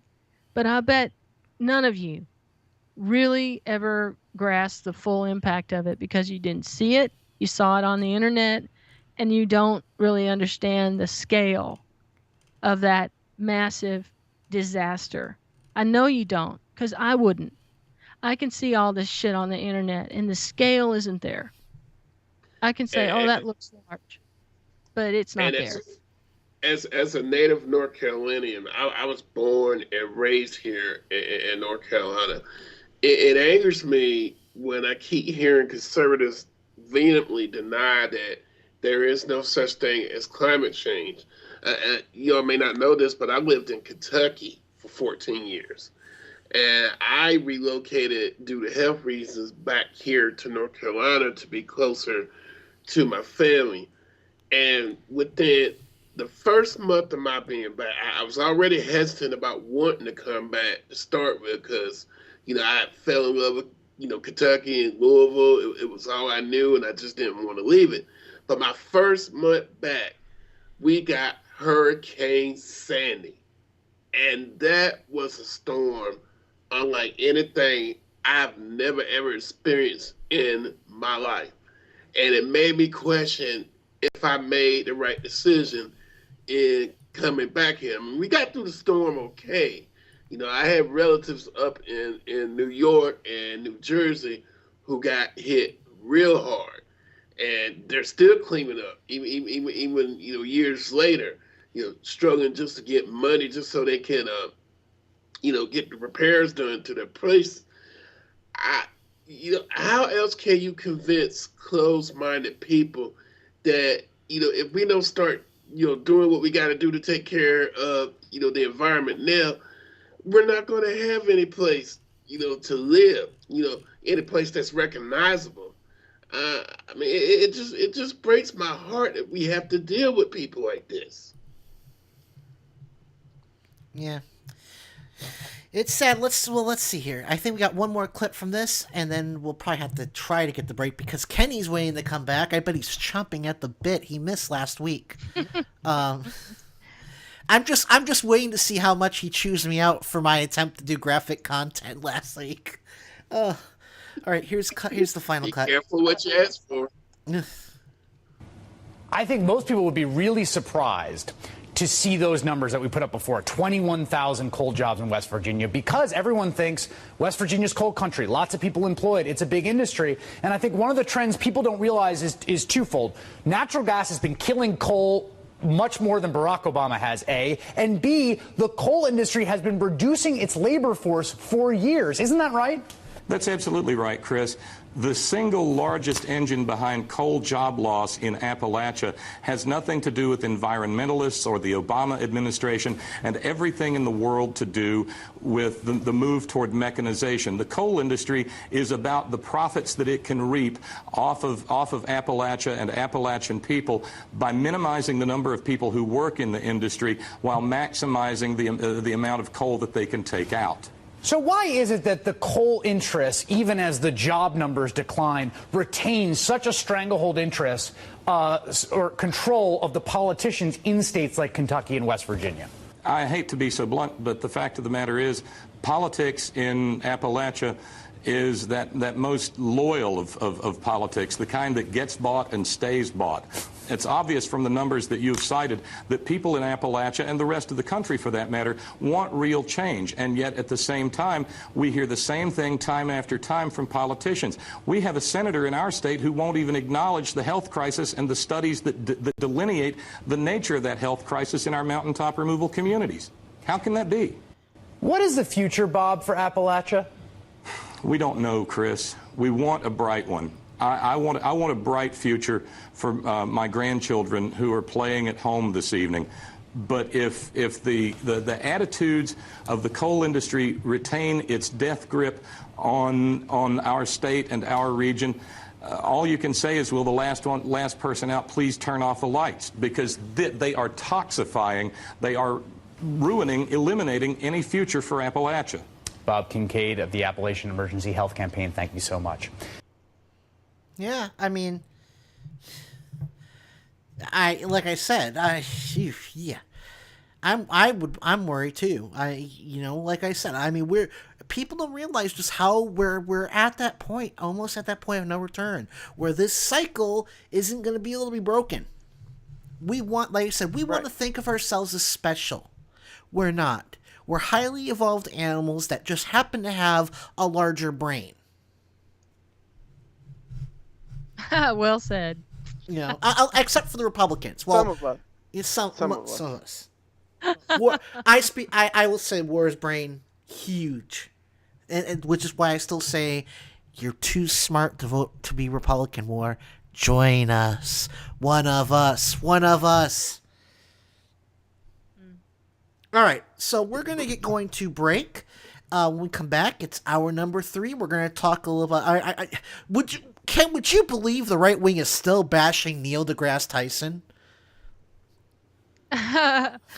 you'd be shocking me more if they ever did stop, because that would really shock me. I know. Now, yeah, you're right. That would be shocking. But anyway, we'll talk about that. And it's the 30th anniversary of a movie near and dear to my heart. That's right. Ghostbusters turns 30 years old this day. We'll talk about that too. Well, listen, guys, I got to run. I'm going to have to run. It's been awesome to hang out with Yes, y'all, but Margaret's waiting on me to cut loose. So thank you for having me, and congratulations on your second anniversary. And Yes. good to talk to all you guys. Thank you for joining us, Kim. All right, man. Have a nice day. Catch you later. Bye. Bye. Okay. Now I'll just take her off just in case I have to call the group again. Okay, so we're going to go to break, and when we come back, we'll just jam and see what happens. It's the Nerd Hour on Mic Check Radio. You're listening to Mic Check Radio with Adam Hebert, Wes Kaskaden, Rob Poole, and John Kendall. More fun than a barrel of monkeys, moron. Mic Check Radio with Adam Hebert on Liberal Justice Radio.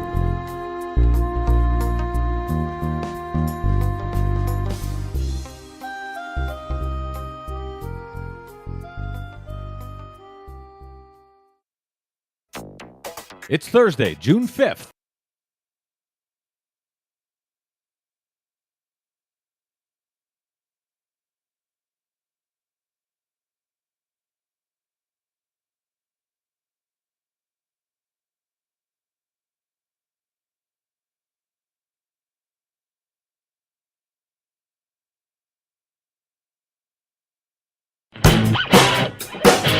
It's on the TV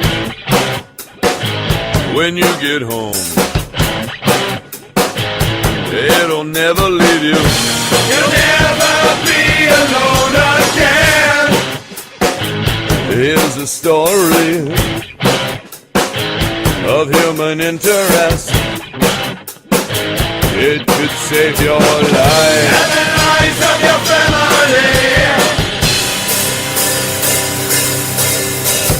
Take your pick tonight. Choose your channel right. This is the evening news. You know you're leaving. Forget the world. Look to the stars. What are they wearing? Will they punch the cameraman? Do you like animals? We have them too. Look at this crazy dog. He does a dog dancing. Take your pick tonight. Choose your channel right. This is the evening news. Your local evening news. Take your pick tonight. Choose your channel right. This is the evening news.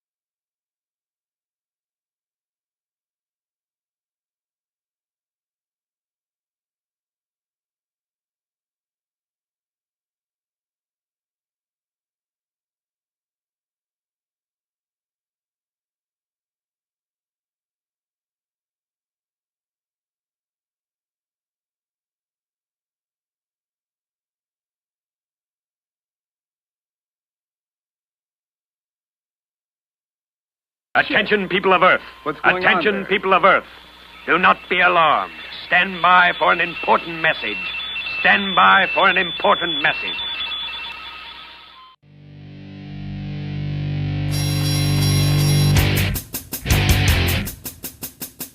And now, Mike Check Radio with Adam Hebert. Oh, please let it be fantastic. Of course. Yes. It's rather good, isn't it? Hey, I'm just enjoying the show. Inconceivable! I can't take it anymore! There's no need for that attitude. Don't make me go to the larder and unseal a tin of whoop ass. We came, we saw, we kicked its ass. How freaking cool is that shit? Great Scott! I reject your reality and substitute my own. Nice, right? I learned that one from you, guy. Bang it out. We are going live. Yeah.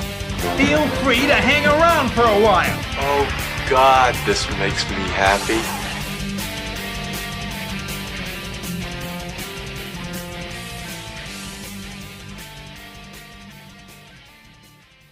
And now, you're listening to Adam Hebert, Wes Cascaden, Rob Poole, and John Kendall. Living proof that you don't have to be crazy to host this show, but it helps. And that's the last one. So the last edited opening I made. So please keep in mind which one. We'll think about which one we want to use for the remainder of the next year. But in the meantime, joining me as always out of the great city of Baltimore, Maryland, the Star-Spangled Man with the Plan, the man, the legend, the Robert Poole. Yeah, the Robert Poole. And yes, Kenny, we will have to do a power metal show. Hell yeah. Did I miss something? I sent Rob a message in the last hour. I said I wanted him to co-host a power metal show on the new network with me. Hey, I'll listen to that. Also, yeah. What's that, Rob? So we'll have some good stuff. Yes. All right, also joining us out of the great state of North Carolina, the official Blah screenwriter of the Stephanie Miller Show, Cordell Garrett. Excuse me, I'm just trying to power down my new Red Ranger power, so carry on. And also joining us back from recording, among other things, Y'all Kaida last weekend, Kenny Pick, who I'm sure is about to yell at me about my choice for graphic content last week. I don't know what your choice was. I never got a chance to listen to the show. I've been sick and busy. Oh, I picked Power Pack Classic Volumes 1, 2, and 3. PowerPoint Classic? Power Pack. The Power Pack. Oh, Oh no, Power Pack's fine. I'm cool with Power Pack. Okay, I was like, that's an under. I'll tell you what. That's a foolishly neglected property from Marvel. Yeah. They could have gone a long way with that. There was a cartoon in the works for that, and it never panned out. So yeah, I remember that Power was Pack. Yeah. There was actually going to be a Power Pack cartoon. It was supposed to be on the same block as X-Men and Spider-Man on Saturdays. I've heard about that. And it was kind of basically like the Family Dynamic cartoon that, kind of like a Fantastic Four of the, that generation, the late 80s or mid 80s, I guess.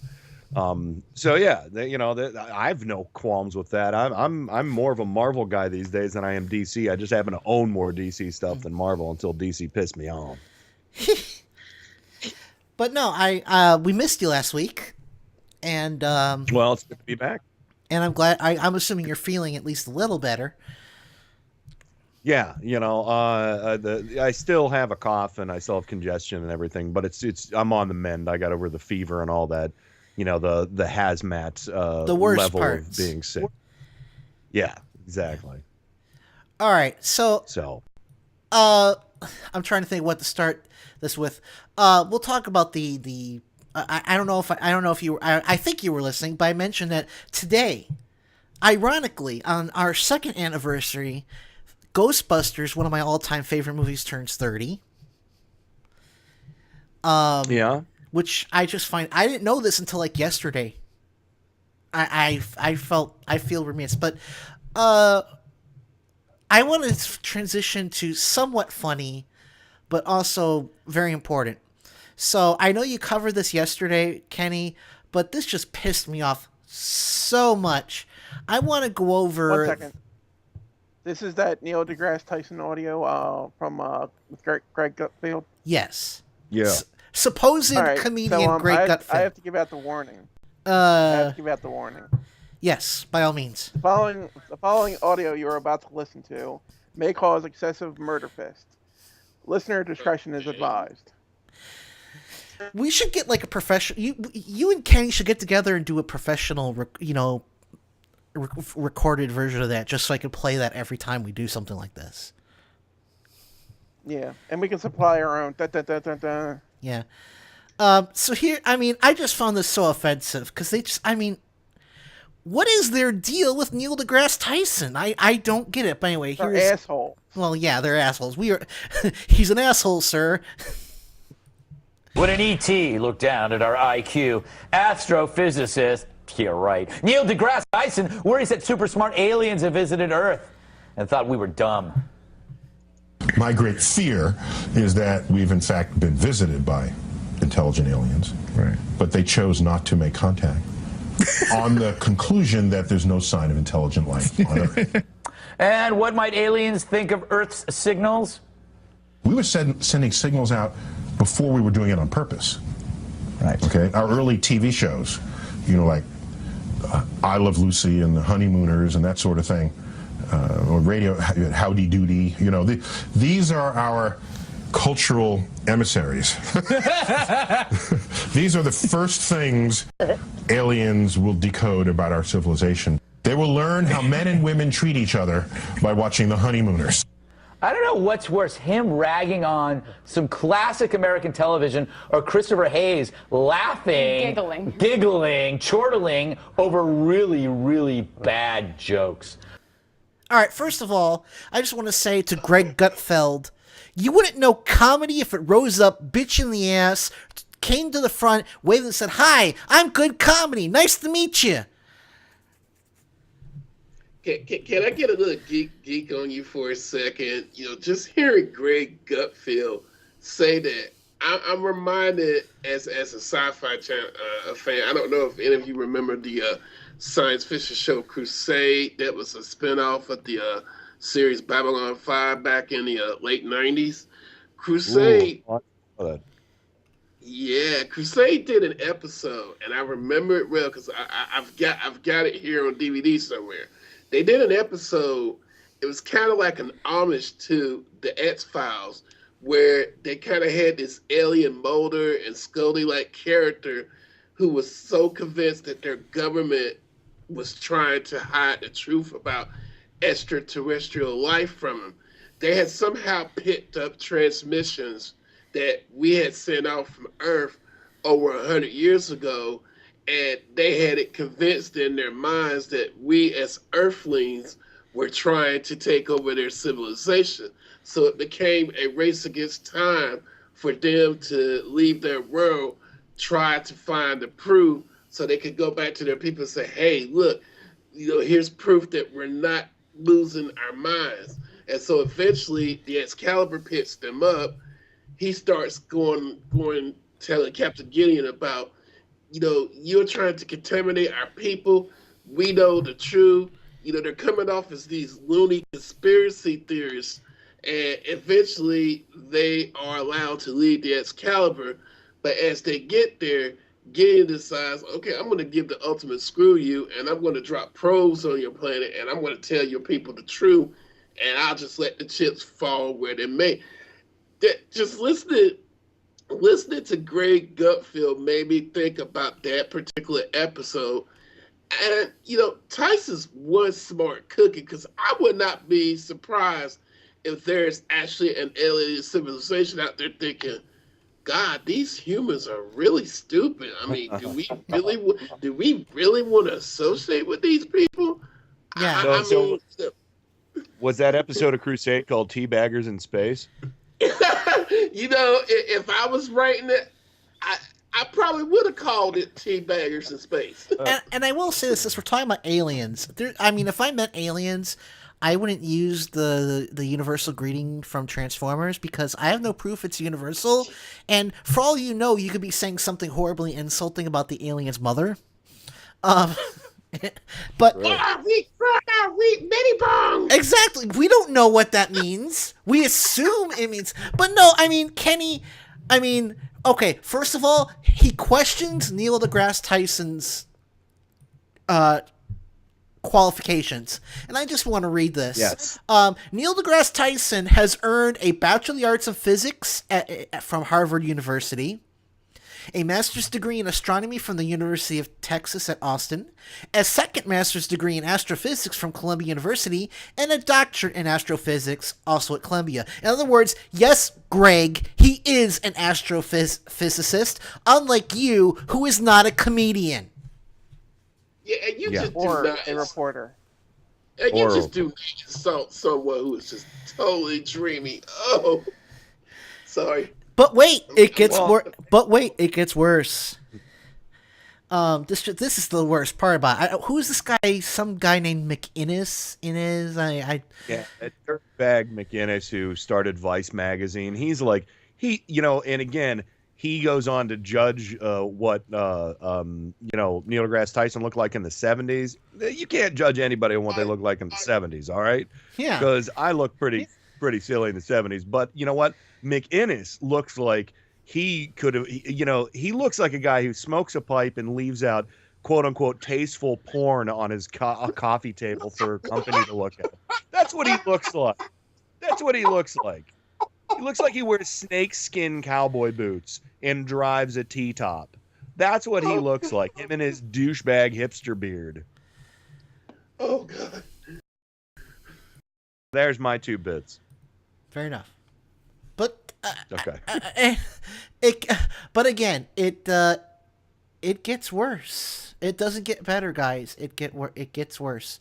So here is cut 2 about them just bashing Neil deGrasse Tyson. I don't even know where to start, except, Gavin, you have a look of pain. I hate this guy. Okay. I remember hearing Chris Hardwick on a podcast talk about Neil deGrasse Tyson, and he was just salivating. White liberal nerds love this guy so much, he could defecate on them like Martin Bashir's fantasies, and they would dance in the streets. Do I have to edit that out? All he does is he's drunk with adulation. And he talks about things like, when I was young in New York, I would get racially profiled when I go into stores. Back then, he looked like he was in the Warriors. He had a huge afro and a cut-off shirt, and New York was a war zone. Sorry, you fit the profile. And all How did we get into this? I want to talk about aliens. All he does is complain about his lot in life, and if we gave him Carl Sagan's job, he's aliens. a nightmare, this guy. Aliens. You got to come down on the liberal intellectual thing again, though. But speaking of aliens, I can't stand liberal intellectuals. And this idea that somehow they get to look down on the rest of the human race, it's no wonder the extraterrestrials don't contact us. We don't have any pride in ourselves. And besides, he's a racist. He attacked Desi Arnaz. Oh, there you go. All right. That was what's his name? Bolton. What's his the guy with the hateful mustache. Somebody help me! John Bolton. Again, another guy. A guy with a mustache you could grab with both hands. Probably, again, smokes a pipe and leaves what he thinks is tasteful porn on his coffee table. And let's just say, I'm a fan of Cosmos. I have watched every episode. And it's 12 hours of Neil deGrasse Tyson complaining about his lot in life.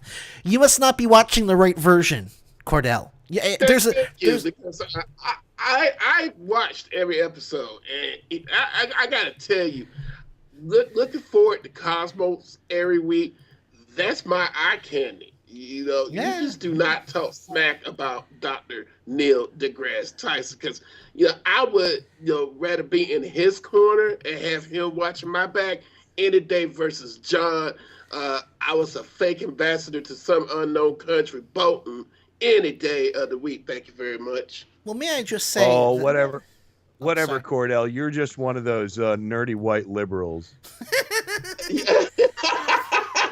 Well, I think that's the first time anyone has ever called me that, so I would take that as a compliment. Thank you, sir. I am a proud S-class nerd. And may I just say, John Bolton, you don't have the right to criticize intellectuals if you worked for George W. Bush, the dumbass president.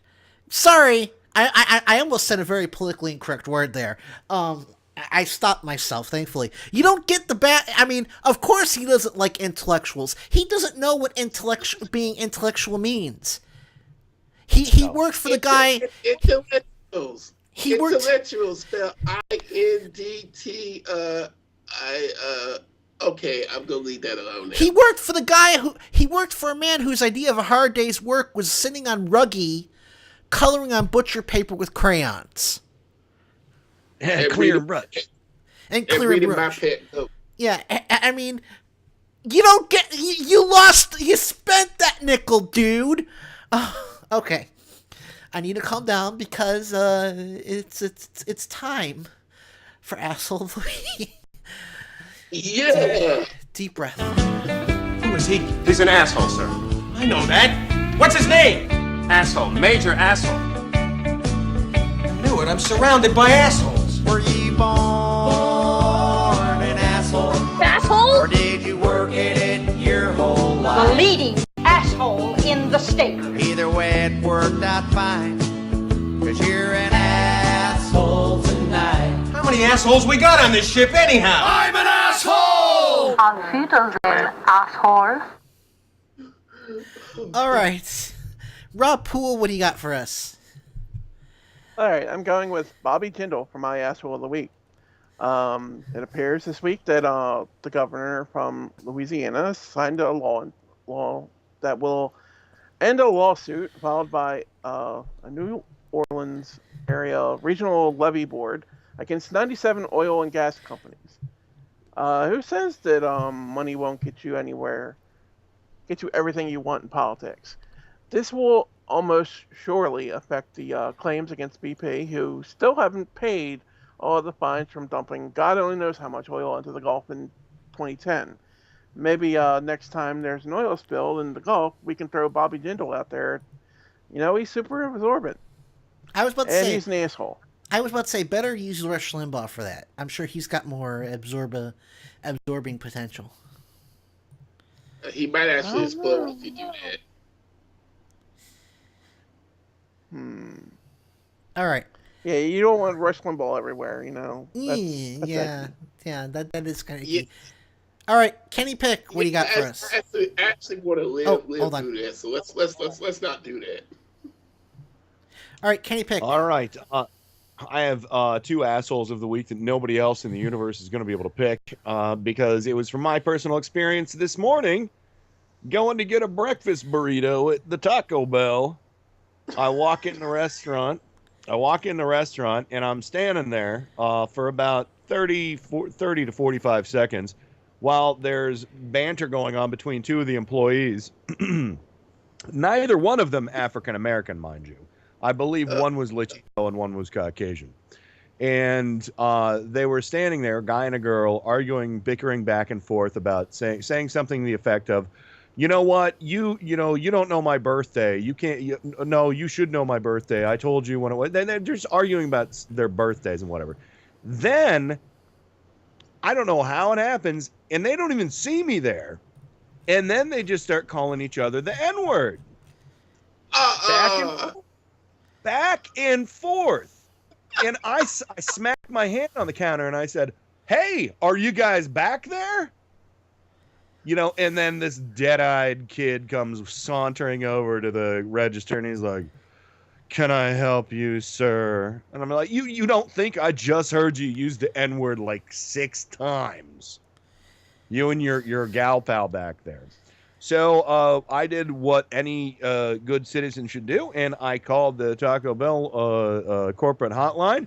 And right before I got on the show today, I got a call from the manager of that store with one of the nicest apologies I think I've ever heard from a fella. He was a fellow white dude as well.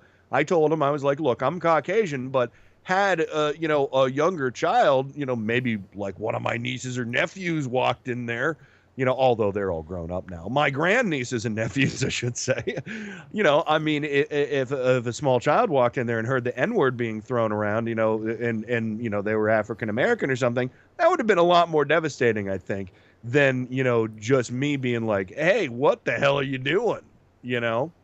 So, I mean, it's offensive to me, but I can't even imagine what that would be like for, again, an adult or anybody who's African American. Cordell, I mean, how would you feel if you walked in and you saw that going on?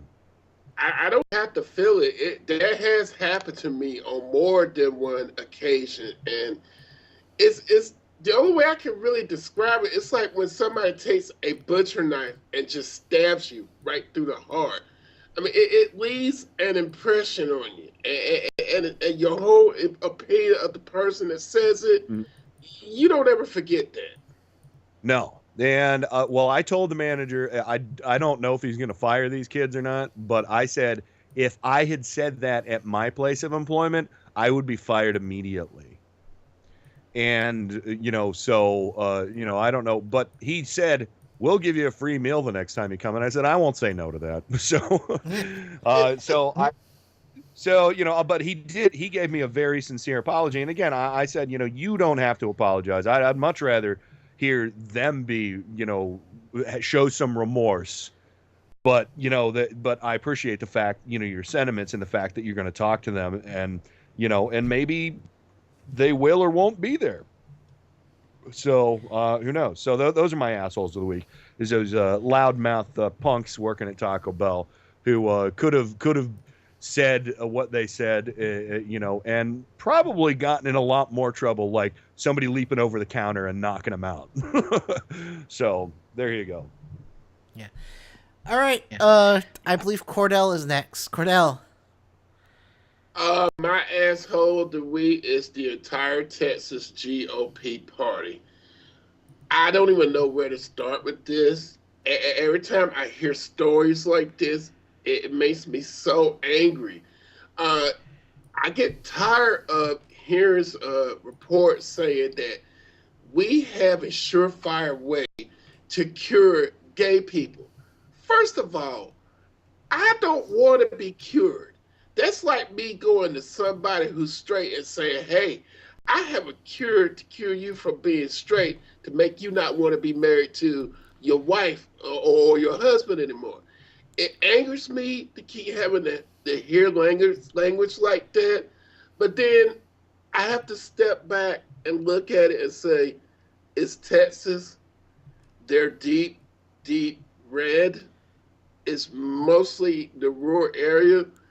But I do have a little bit of hope that maybe if enough of the Democratic, if the demographics of the state register, become liberal, independent, whatever, maybe some point, and I don't expect this to happen till 2020, but I'm just so looking forward to the day when we get enough people registered everywhere to where we can get rid of these extremist racists, because these people are breaking my heart, and I don't know how much longer I could deal with the hate, the homophobia.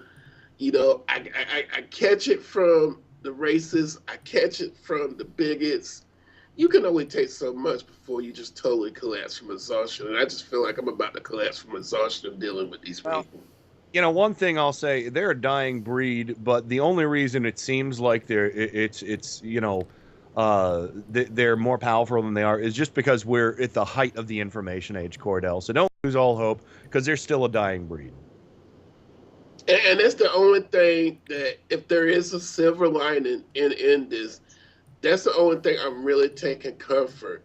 But as I always said, I really wish our rich, liberal millionaires and billionaires would see that it would be to our advantage if we were to start buying up, radio stations, TV stations, because as I told Adam earlier, conservatives own over 600 plus radio stations. I don't even know what the numbers are for the TV side.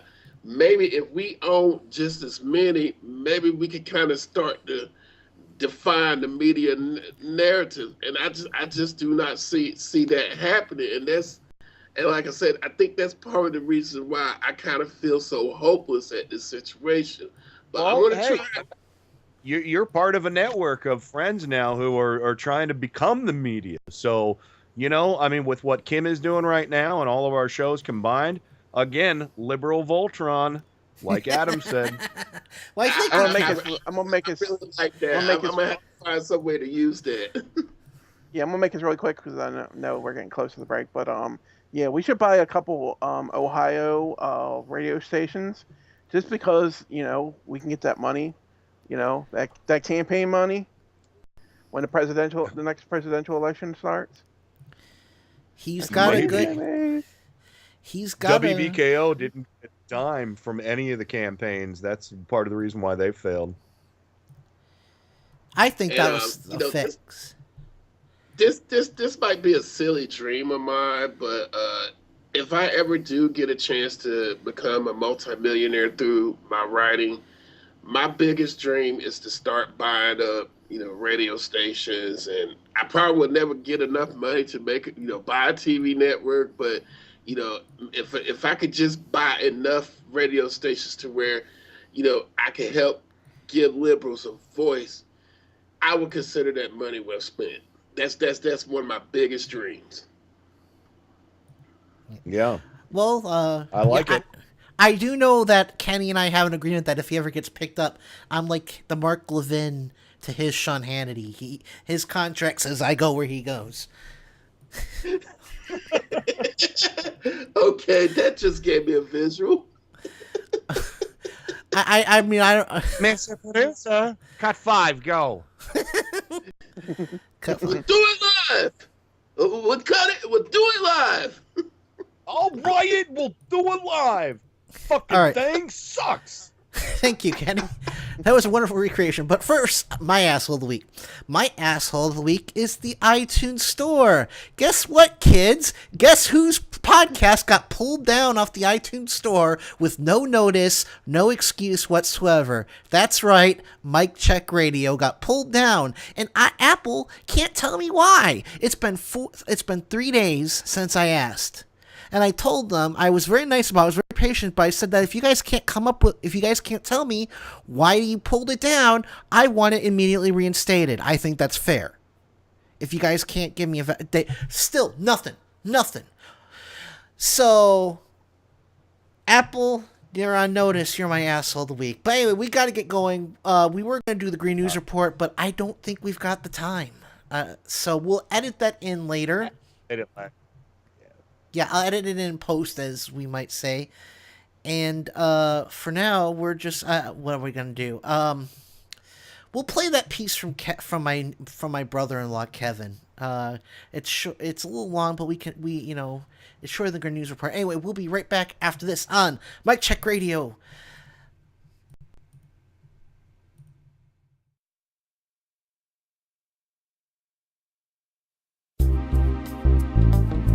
You're listening to Mic Check Radio with Adam Hebert, Wes Kaskaden, Rob Poole, and John Kendall. Fencing, fighting, torture, revenge, giants, monsters, chases, escapes, true love, miracles. Doesn't sound too bad. I'll try and stay awake. Mic Check Radio with Adam Hebert on Liberal Justice Radio.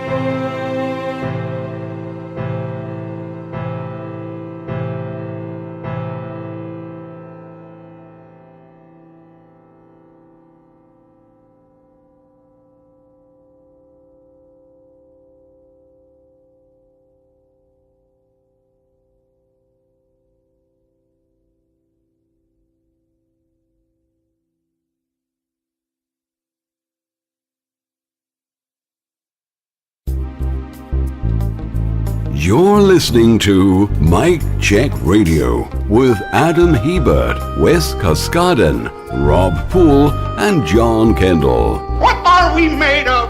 Our fathers came across the prairie, fought Indians, fought drought, fought locusts, fought dicks. Mike Check Radio with Adam Hebert on Liberal Justice Radio.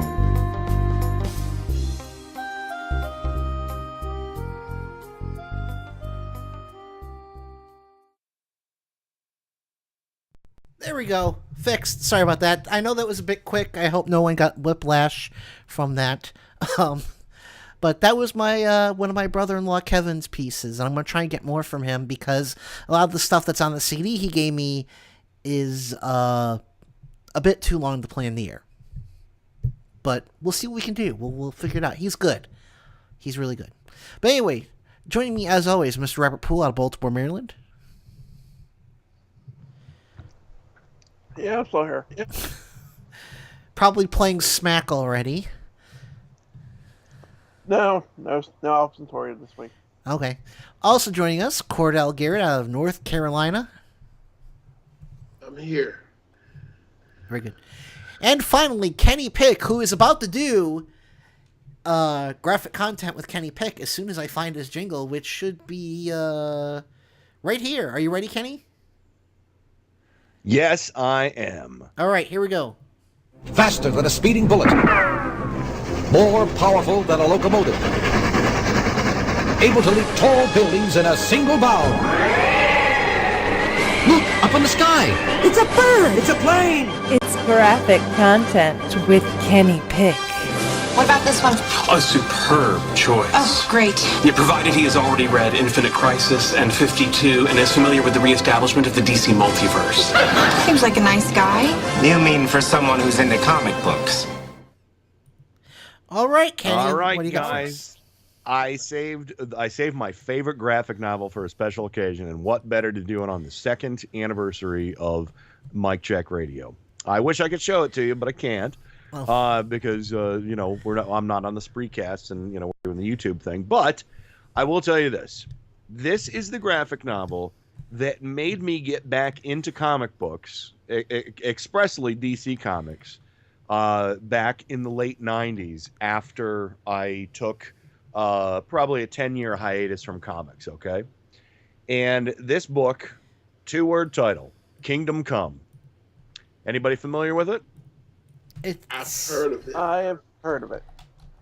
Well, you need to read it. You need to get it from the library, whatever, and read this thing. It's amazing. It's Kingdom Come, written by Mark Waid and illustrated by the legendary photorealistic painter Alex Ross. Okay?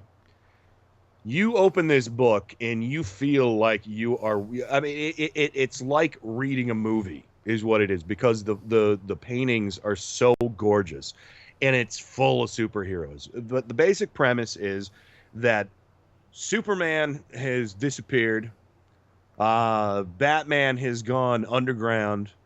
Wonder Woman has returned to Themyscira. And, and mostly there's a handful of children of like all the original, Flash, Red Robin, Robin running around, as adults. But basically what it is all the big players are out of it. The Flash, basically he's kind of become one with the Speed Force and basically just spends all of his time protecting his city. So his city is a utopia. Batman has an army of robots that patrols Gotham City, like a big brother state. But then there are all these other parts of the globe that have been overrun by all these out-of-control metahumans, superheroes or villains, for the lack of a better term. And what happens is it gets to a point where there's, some rogue actors, and a really, really, really horrible incident takes place that draws Superman out of retirement. And what happens there between the old guard and the new guard and the rogue, heroes / villains, they split up into factions. There's a huge war. The government, there's so much to it. And basically, the narrator of it is based on Alex Ross's father, who was minister. And basically, he's seeing what he believes is the book of Revelations unfolding before his very eyes with superheroes. It's absolutely amazing. Again, if you don't know who Alex Ross is, this guy's he's made such a name for himself. He does movie posters, he does character designs now. He's basically a cover boy now. He does covers of for comics and doesn't do a lot of big projects anymore. But if you want something absolutely amazing that will blow your mind, Kingdom Come by Mark Waid and Alex Ross, you won't regret it. I loved it so much. I bought the leather-bound hardcover that used to run for about $100, and it's probably worth about $500 now because it's signed by both Ross and Waid, and it comes with a sketchbook that came with it. And so I'm sad I can't show it to you. I'm holding it in my greasy little claw. I'm sorry, I didn't think about that. No, it's okay. No, don't worry about it. Don't worry about it. So, so Kingdom Come in any format, just read the story. That's all you really need. It's such a lover of this story that I splurged, and this is the most expensive graphic novel I ever bought, but it is absolutely worth it. I don't know. I think my Absolute Watchmen might actually cost a little bit more because it's pretty big too. But anyway, yeah, Kingdom Come, Mark Waid, Alex Ross, came out. I don't remember the exact year, maybe 97. Because this doesn't have any print on the outside, but I'll open it up and see. But yeah, it's probably the greatest Superman story you'll ever read, let alone the best DC Comics story you'll ever read. I'll check it out. I'll see what I can find. Yeah, you can probably get a used copy on Amazon for next to nothing. 97. I was right. That's when it came out. Well, thank you very much, Kenny. Like I said, we missed you last week. Oh. No problem. Yeah, I missed you guys too, but I was rocking. I can't wait to hear Al Qaeda. My hand is better, by the way. My fingers were not used to playing guitar, and boy, howdy, did they hurt for a few days. Well, like I said, I'm very excited to hear. I can't wait to hear this. But anyway, so I feel like a broken record because everyone knows I love this movie. But as I mentioned today, Ghostbusters turns 30, and they just announced that. Because I know that when they did this a couple years ago, Kenny, I was on your show to talk about my experience going to see Ghostbusters for the first time in movie theaters. Yeah. They're bringing it back to movie theaters on August 29th, Labor Day weekend. So if you're interested, and it's going to be a remastered HD version. They're cleaning it up. They're going to, they're not making changes like Lucas did with Star Wars. Heaven forbid. Oh, I was really hoping for a CGI Jabba the Hutt in there. But,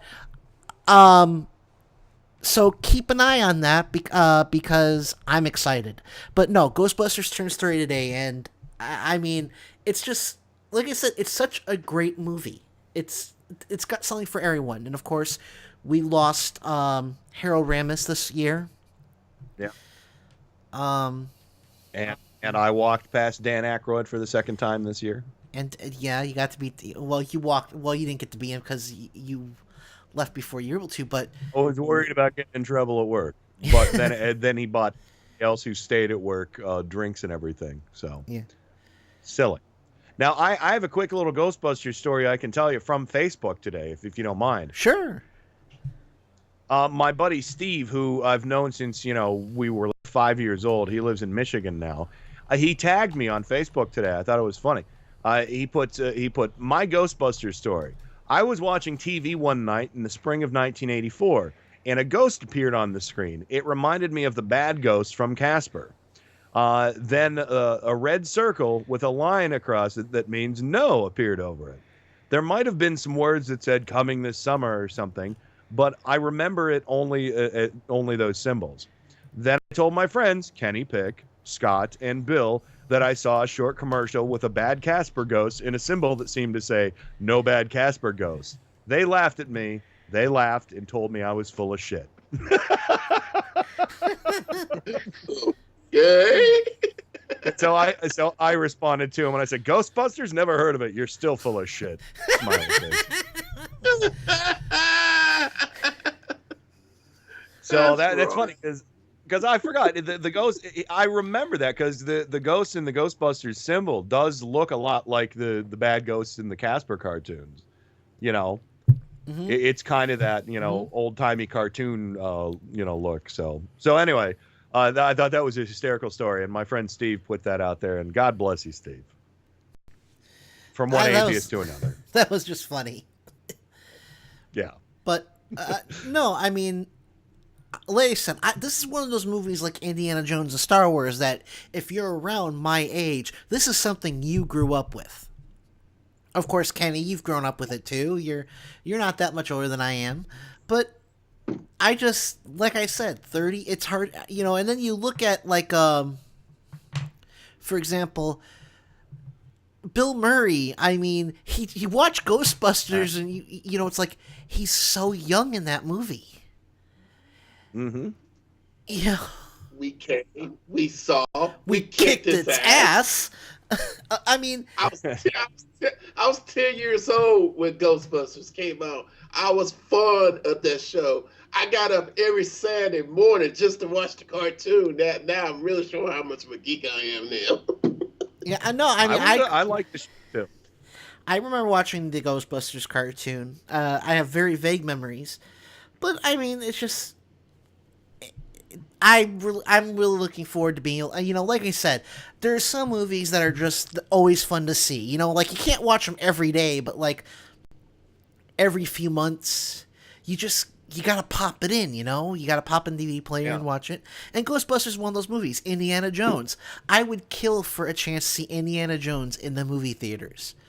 I was too young. My parents wouldn't take me to see The Last Crusade. They chose poorly. And can I also one other thing, because I used to watch the Ghostbusters cartoon a bit when it was on, not much. I'm a little bit older than you, Cordell, so I think I was 13 when the Ghostbusters first one came out. But do you remember that bullshit? Do you remember that bullshit, the real Ghostbusters cartoon that came out? Oh God! There was like a Sid and Marty Krofft property or something like that, or no, Filmation I think had there was a show in like the late 60s, early 70s called Ghostbusters, and it was just horrible. It was like this guy in a goofy hat and a guy in a gorilla costume or something. I actually I begged my grandmother to let me go down to my uncle's house in Winston, because we didn't have cable back then. Yeah. They had cable, so we couldn't get the station that Ghostbusters that came on. I remember my friends at school telling me, "Oh, they got this new Ghostbusters cartoon." I'm sitting there thinking, "Oh, okay, I got to check this out." So I got to go down there, and I'm sitting there thinking, I'm gonna hear the cool Ghostbusters thing, and when this crap comes on, I'm like, "The heck is this crap?" It's like Scooby-Doo with a gorilla, yeah. So, do you, Adam? Do you remember the real Ghostbusters? I mean, that would be what, like late 80s, early 90s. I think it had been late 80s. I vaguely remember. Yeah, I mean, because to me, because I was a little older, that was like this weird controversy at the time. It's like one of those first intellectual property disputes that I remember, so it was just interesting. Their theme song was just, it's crappy, but yet, here I am 30 years later, and I still remember that horrible theme song. That's funny. I'm going to have to Google it later. Trust me, when you hear it, you'll be like, yeah, I remember that show. Because I never forget, I went out of my uncle's living room, and he's like, "What's wrong?" I'm like, "Man, I want to sue that freaking company. That's not the Ghostbusters." Somebody was like, "That's how they wrote that." Yeah. So anyway, we should let Adam. We're getting pretty close to the end, so we should give it back to Adam. I will say, all right. So the last thing I want to talk about, because this is pretty big, it looks like a Doctor Strange movie is happening. Scott Derrickson has been attached to direct. Now, I know that doesn't necessarily mean it's definitely happening, but that means it's probably happening. But there are 2 actors on the short list to be Doctor Strange, and I am very excited about the first one. That is Benedict Cumberbatch. Wow. Of course, he's Sherlock Holmes in Sherlock. Great series. Season 3 just went up on Netflix. If you get a chance, watch it. I loved him in Star Trek. I forgot what the subtitle of the second movie was, but he was fun. He was good in that. Into Darkness. He played the character John Harrison. Just so everybody knows, John Harrison. Yes. Some controversy about that, but I'm not going to wait in that. He played Smaug. He's still playing Smaug in the Hobbit movies. And I love his voice. I love him as an actor. And now there's another person on the list that Kenny is, I believe, fond of, and that is Tom Hardy. Where did I know? He played Bane in The Dark Knight Rises. Who is this Tom Hardy you're talking about? I knew you. No, you all you eat.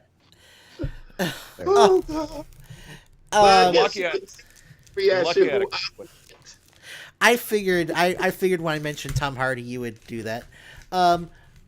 So no, I'd rather Cumberbatch as Doctor Strange. Honestly, I think they should give the role to Johnny Depp for at least 3 movies before he gets too old. But that's just me.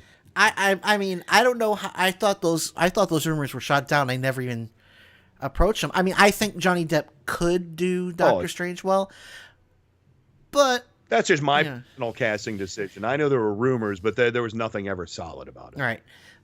I'm gonna say though, I'm on Team Cumberbatch. What about you, Cordell? I'm sorry. I'm on Team Hardy. Woo! Woo! Okay. Rob, any thoughts before you go to work? Yeah, I could see Cumberbatch playing Doctor Strange. I think he'd look good with the mustache. Yeah. I don't know. They should give it to Vin Diesel. I'm kidding. I was so terrified that he was going to be Ultron or Henry Pym or something like that when he was attached to a Marvel movie, and I was like, oh, thank God he's just the voice of Groot. I hate that. Me and Carskadden. Come on now. Me and Carskadden got into it over Vin Diesel one time, and I fucking hate that guy as an actor. I mean, I'm sure he's a wonderful person, but he's a shit actor, man. But you're still going to check out Guardians of the Galaxy on August 1st, right? No, I'm going to wait for that. That's right. You already said. Yeah. I forgot you already said that. I forgot. I'm sorry. I'm going senile. I'll wait to see Bradley Cooper as a talking raccoon and Vin Diesel as a talking tree when it comes to cable. And Andy from The Office, or from Parks and Recreation. Oh, crap. Star-Lord. Hold on. Okay. We may have to go in overtime because Wes apparently... Huh? Is he calling me out? No. He's been waiting since 8:30, since like 8:40, and I did not notice. Hi, Wes. You could have said something, right? So, hi. You guys here 5 minutes of tits and wine. There you go. You know what? Yeah, we're gonna do it. Game of Thrones. Where's the god of tits and wine? I hear they call him the Imp. I hear he hates that nickname. What did you once call me? A drunken little lust-filled beast. I've been a very busy man. You will watch your tongue. Things are expected of me. One word, and I hit you again. I'm telling Mother. Death is so final, whereas life is full of possibilities. I like living. I am so sorry, Wes. I did not see that. Next time I don't respond, get Rob or Kenny, because they'll just smack, they'll grab me by the ear and say, Someone's waiting for you. It's cool. I was. It's actually a good thing you called me when I did, because I was actually just about to get up when I saw Skype going off. I'm sorry, but you're in time for parting shots. Well, before we do that though, I can give you like an extra 10 minutes since Wes is on. I want to talk to him about Game of Thrones. So okay, I was actually going to suggest that. Yeah. So, but we should let Rob get in here and because he's got to go to work. So Rob, parting shot, please, sir. Yeah, so I spend a lot of time on Reddit, and there's a subreddit called Florida Man.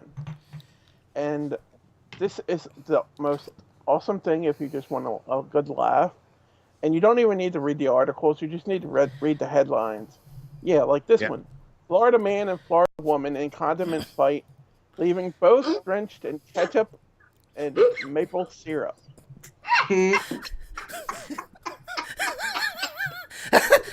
Yeah, it's Florida Man on Twitter, right? This one's on Reddit. Oh, okay. Well, you can follow Florida Man on Twitter. I've talked about that before, and his but it's _ Florida Man. It's probably the same thing as Reddit, but it's amazing how many Florida Man stories there are. It's insane. Yeah, there used to be this segment. Like there's this one, Florida woman charged after breaking jail door during visitation. It's like just the headlines alone is enough to make you laugh. What? Wait, say that loud again. Florida woman charged after breaking jail door during visitation. Oh, no. Future wife Stephanie. All right. Thank you very much, Rob. Anything else before you go? Because we're like right up against the hour. Nope. That's it for me. Well, you have a good night at work. Hey, Rob, before you go, Florida Man on Twitter. Florida Man responds to code violations by painting house as American flag.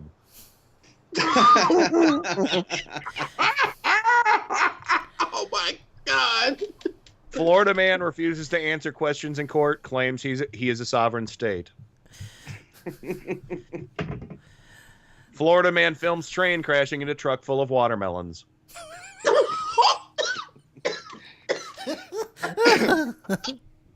Here's this one. Oh, last one before Rob goes. Florida Man poses as cop, tries to pull over real cop. Oh, no. Florida man injects. Here's one. Florida man injects horses with gasoline. What? Florida Man injects horses with gasoline so they go faster. Ooh, I hope they don't fart. Here's one. Here's one last one. I'm sorry, Rob. I just keep scrolling down. From 1986 issue of Christian Life, Florida Man sues God for act of God. All right. I'm putting the kibosh on this before we go too far down that rabbit hole. Rob, have a nice night at work. I will talk to you later once you're settled in and whatnot. All right. Have a good night. Ciao. See you, Rob. Power Metal coming your way. Yes, Power Metal special. Yeah. Grrrah. All right. Man of War. I'm going to disconnect Rob just to be safe. Okay, so yeah, the subject of Florida Man.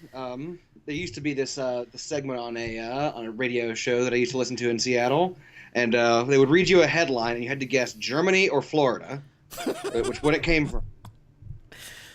Well, my guess would be if it involves bratwurst, Germany. That would be my guess. You might be surprised. Germans are almost as fucked up as people from Florida. Yeah. All right. Florida is kind of the Germany of Europe, or Florida of Europe. I mean, Georgia. God damn it, Germany is kind of the Florida of Europe. Don't even get me started about Georgia. But before we do the Game of Thrones thing, I just got to know. So, Wes, we talked earlier about apparently the Doctor Strange movie is happening, and the two of the actors on the short list to play Doctor Strange are Benedict Cumberbatch and Tom Hardy. So are you on Team Cumberbatch or Team Hardy? I gotta know. Inquiring minds want to I'm know. on team. I really don't know anything about Doctor Strange. That's not a choice. I'm on team ambivalent to comic book movies. All right. Who would you rather see play a badass modern day wizard? Me. Oh, there you go. He's All on right. Team Karskadin. Team Karskadin, all the way. All right. Oh god. Oh, and please let me just say the last at Florida Man underscore Florida Man thing. Florida Man calls 911 on wife for throwing out his beer. Yeah, I heard that. I heard about that. Right. Dude, that's a serious crime. It is. Felony. You don't fuck with Felony. my beer. There you go. I'm sending you guys the link Heard to. it, it's still funny. I'm gonna close the window so I don't read. I'm not tempted to read anymore. Thank you, Kenny. Although I will say that Rob Poole on Skype before he left, and we need to mention it since we're getting ready to get into Game of Thrones talk. Austin, okay, this is the coolest thing Texas will ever do if they actually go through with this. There's a headline from Noisy and written by Dan Ozzie. Austin considers building the most badass statue of all time, Danzig riding a dragon. Well, they better fucking do it. After Detroit chumped out on the RoboCop statue. Let's just be honest. Yeah. That statue would be a better use of taxpayer dollars than the salaries of every Republican in the country, past, present, future, ever. Yeah. You know. Well, in this, yeah, and from the story, it says the Austin Music Commission held a meeting last night to discuss future goals, and right under a suggested volunteer cleanup day was a bullet point proposing the possibility of erecting a statue of Glenn Danzig riding a dragon. So since that since that couldn't possibly get any more ridiculous, let's just read from the report. Here it is. Future goals: RRCD block party and ribbon cutting ceremony, street signs, banners, and mural on east side of Elysium, RCC Volunteer Day, a district-wide cleanup event. James Moody, statue of Danzig riding a dragon, welcoming visitors to RRCD. Yeah, it's there. Please let that happen in Austin. Yes, that has my vote forever. So the link is on my Facebook page now. All right. So Susan said if it happens, we're totally moving to Austin. Yeah, that's worth moving to Austin for. There you go. Better Austin Go ahead, I'm than sorry. better Austin, Texas than Enterprise, freaking Alabama. All right. So, Wes, since you're here, and again, I apologize for that. Dude, seriously, it's cool. So let's talk Game of Thrones because the season's almost over, right? Mm-hmm. Yep. Is there 1 or 2 episodes left? There are 2 left. Episode 9 is airing tomorrow, and from what it looks like, I think it's going to be kind of in the tradition of Blackwater in season 2. I think it's going to be the entire episode devoted to a single battle, which will be awesome. Looking forward to that. Wildlings versus the Crows. So so the whole episode tomorrow night is just gonna be one huge battle. I think so. It's not confirmed, but I think so. The preview didn't show anything else outside of the battle for Castle Black, so yeah, and remembering that segment from the books, it's nothing I say in details, but it's pretty fucking huge. Yeah. Tell you what, there's This whole season has been confusing for me. Oh, I'll tell you, I've been loving it. You know what I've been doing, Wes, and Cordell too. You might want to do this. I've been watching concurrently, like first episode from season 2, first episode from season 4, season 2, season 4, back and forth, and that really has filled in a lot of blanks because I've finished up season 2 again and rewatched a lot of season 3. But there's a lot of stuff in season 2 that comes to fruition in season 4. And I got to say this too, from the promo I saw, with every scene in the promo for tomorrow night's episode was a fight between the Wildlings and the Crows. The Night's Watch, I should say.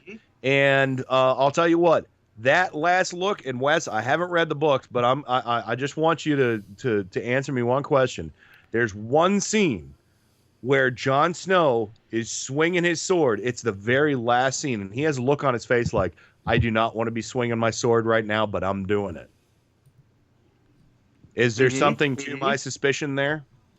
My thinking of it. Well, my thinking of it is, okay. Correct me if I'm wrong, but wasn't I'm blanking on the Stark that got killed in the first season, the character that Ned Stark. Yeah, I'm thinking he's finally gonna get payback for his death.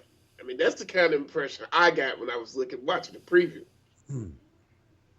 I don't think there's any real cut and dry payback going on in this show at all. Although, if you look at it, Ned has kind of had his payback in that right now, look at where the Lannisters are. They are fucked. There's no good way out for Tywin Lannister right now. Well, I'll tell you what, I love that bringing the whole Iron Bank thing into it just fucking blew my mind. That was great. Oh, and I will say too, I made a prediction before it even happened. Is the trial by combat? I won't say anything about it, but I made a prediction of the two players in the trial by combat. I nailed that, but it didn't go exactly how I had planned.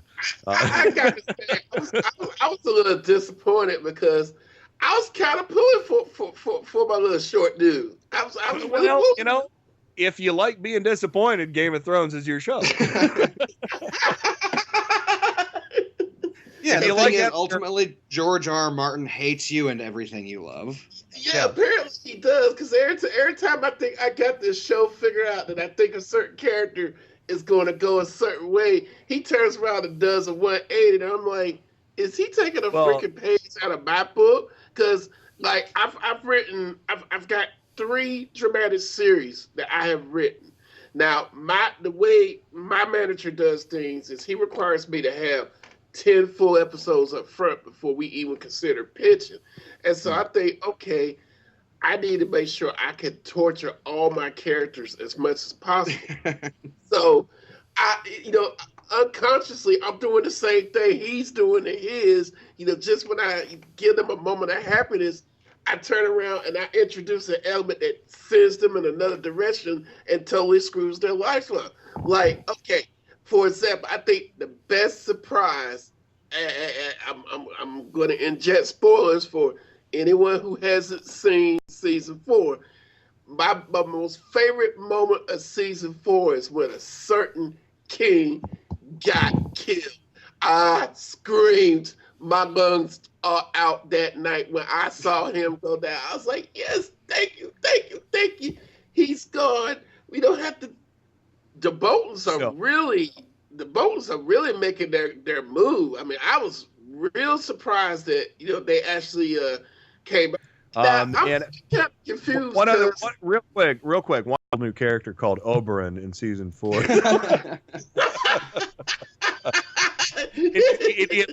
And he has like a baseball cap on. I was under the impression of like, okay, did I miss something here? When did he suddenly become a threat now? Or dead. Although, don't forget about them. No, I'm definitely not forgetting about them. And Arya's definitely got. I'm that scene with her arriving at the Eyrie with she's like, yeah, okay, I've been here before.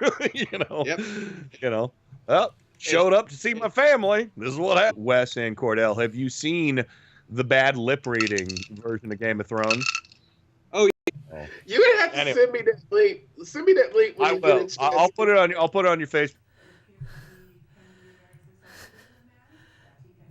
I'm here. Hello?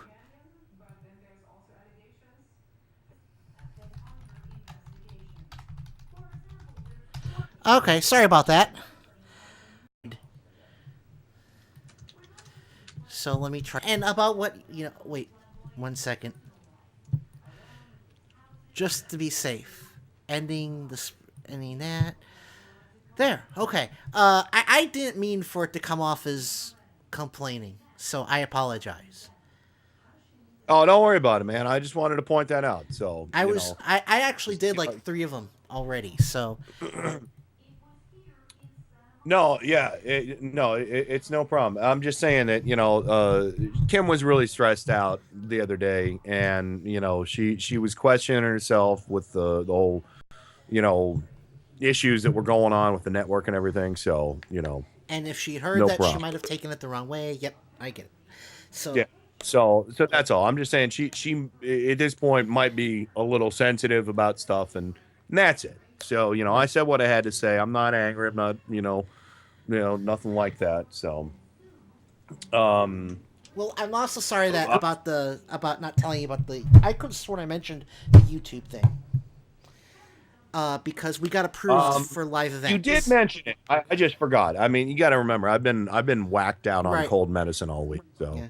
But it worked well. I actually now have like a background that can function as a green screen. It's not the best, but it's better than nothing. So. Before, so I wish there was an last night I alternative. couldn't even. Well, I had the wrong password for it, so I don't know how. Well, see, and we that's must. I guess we got a new password when we changed the.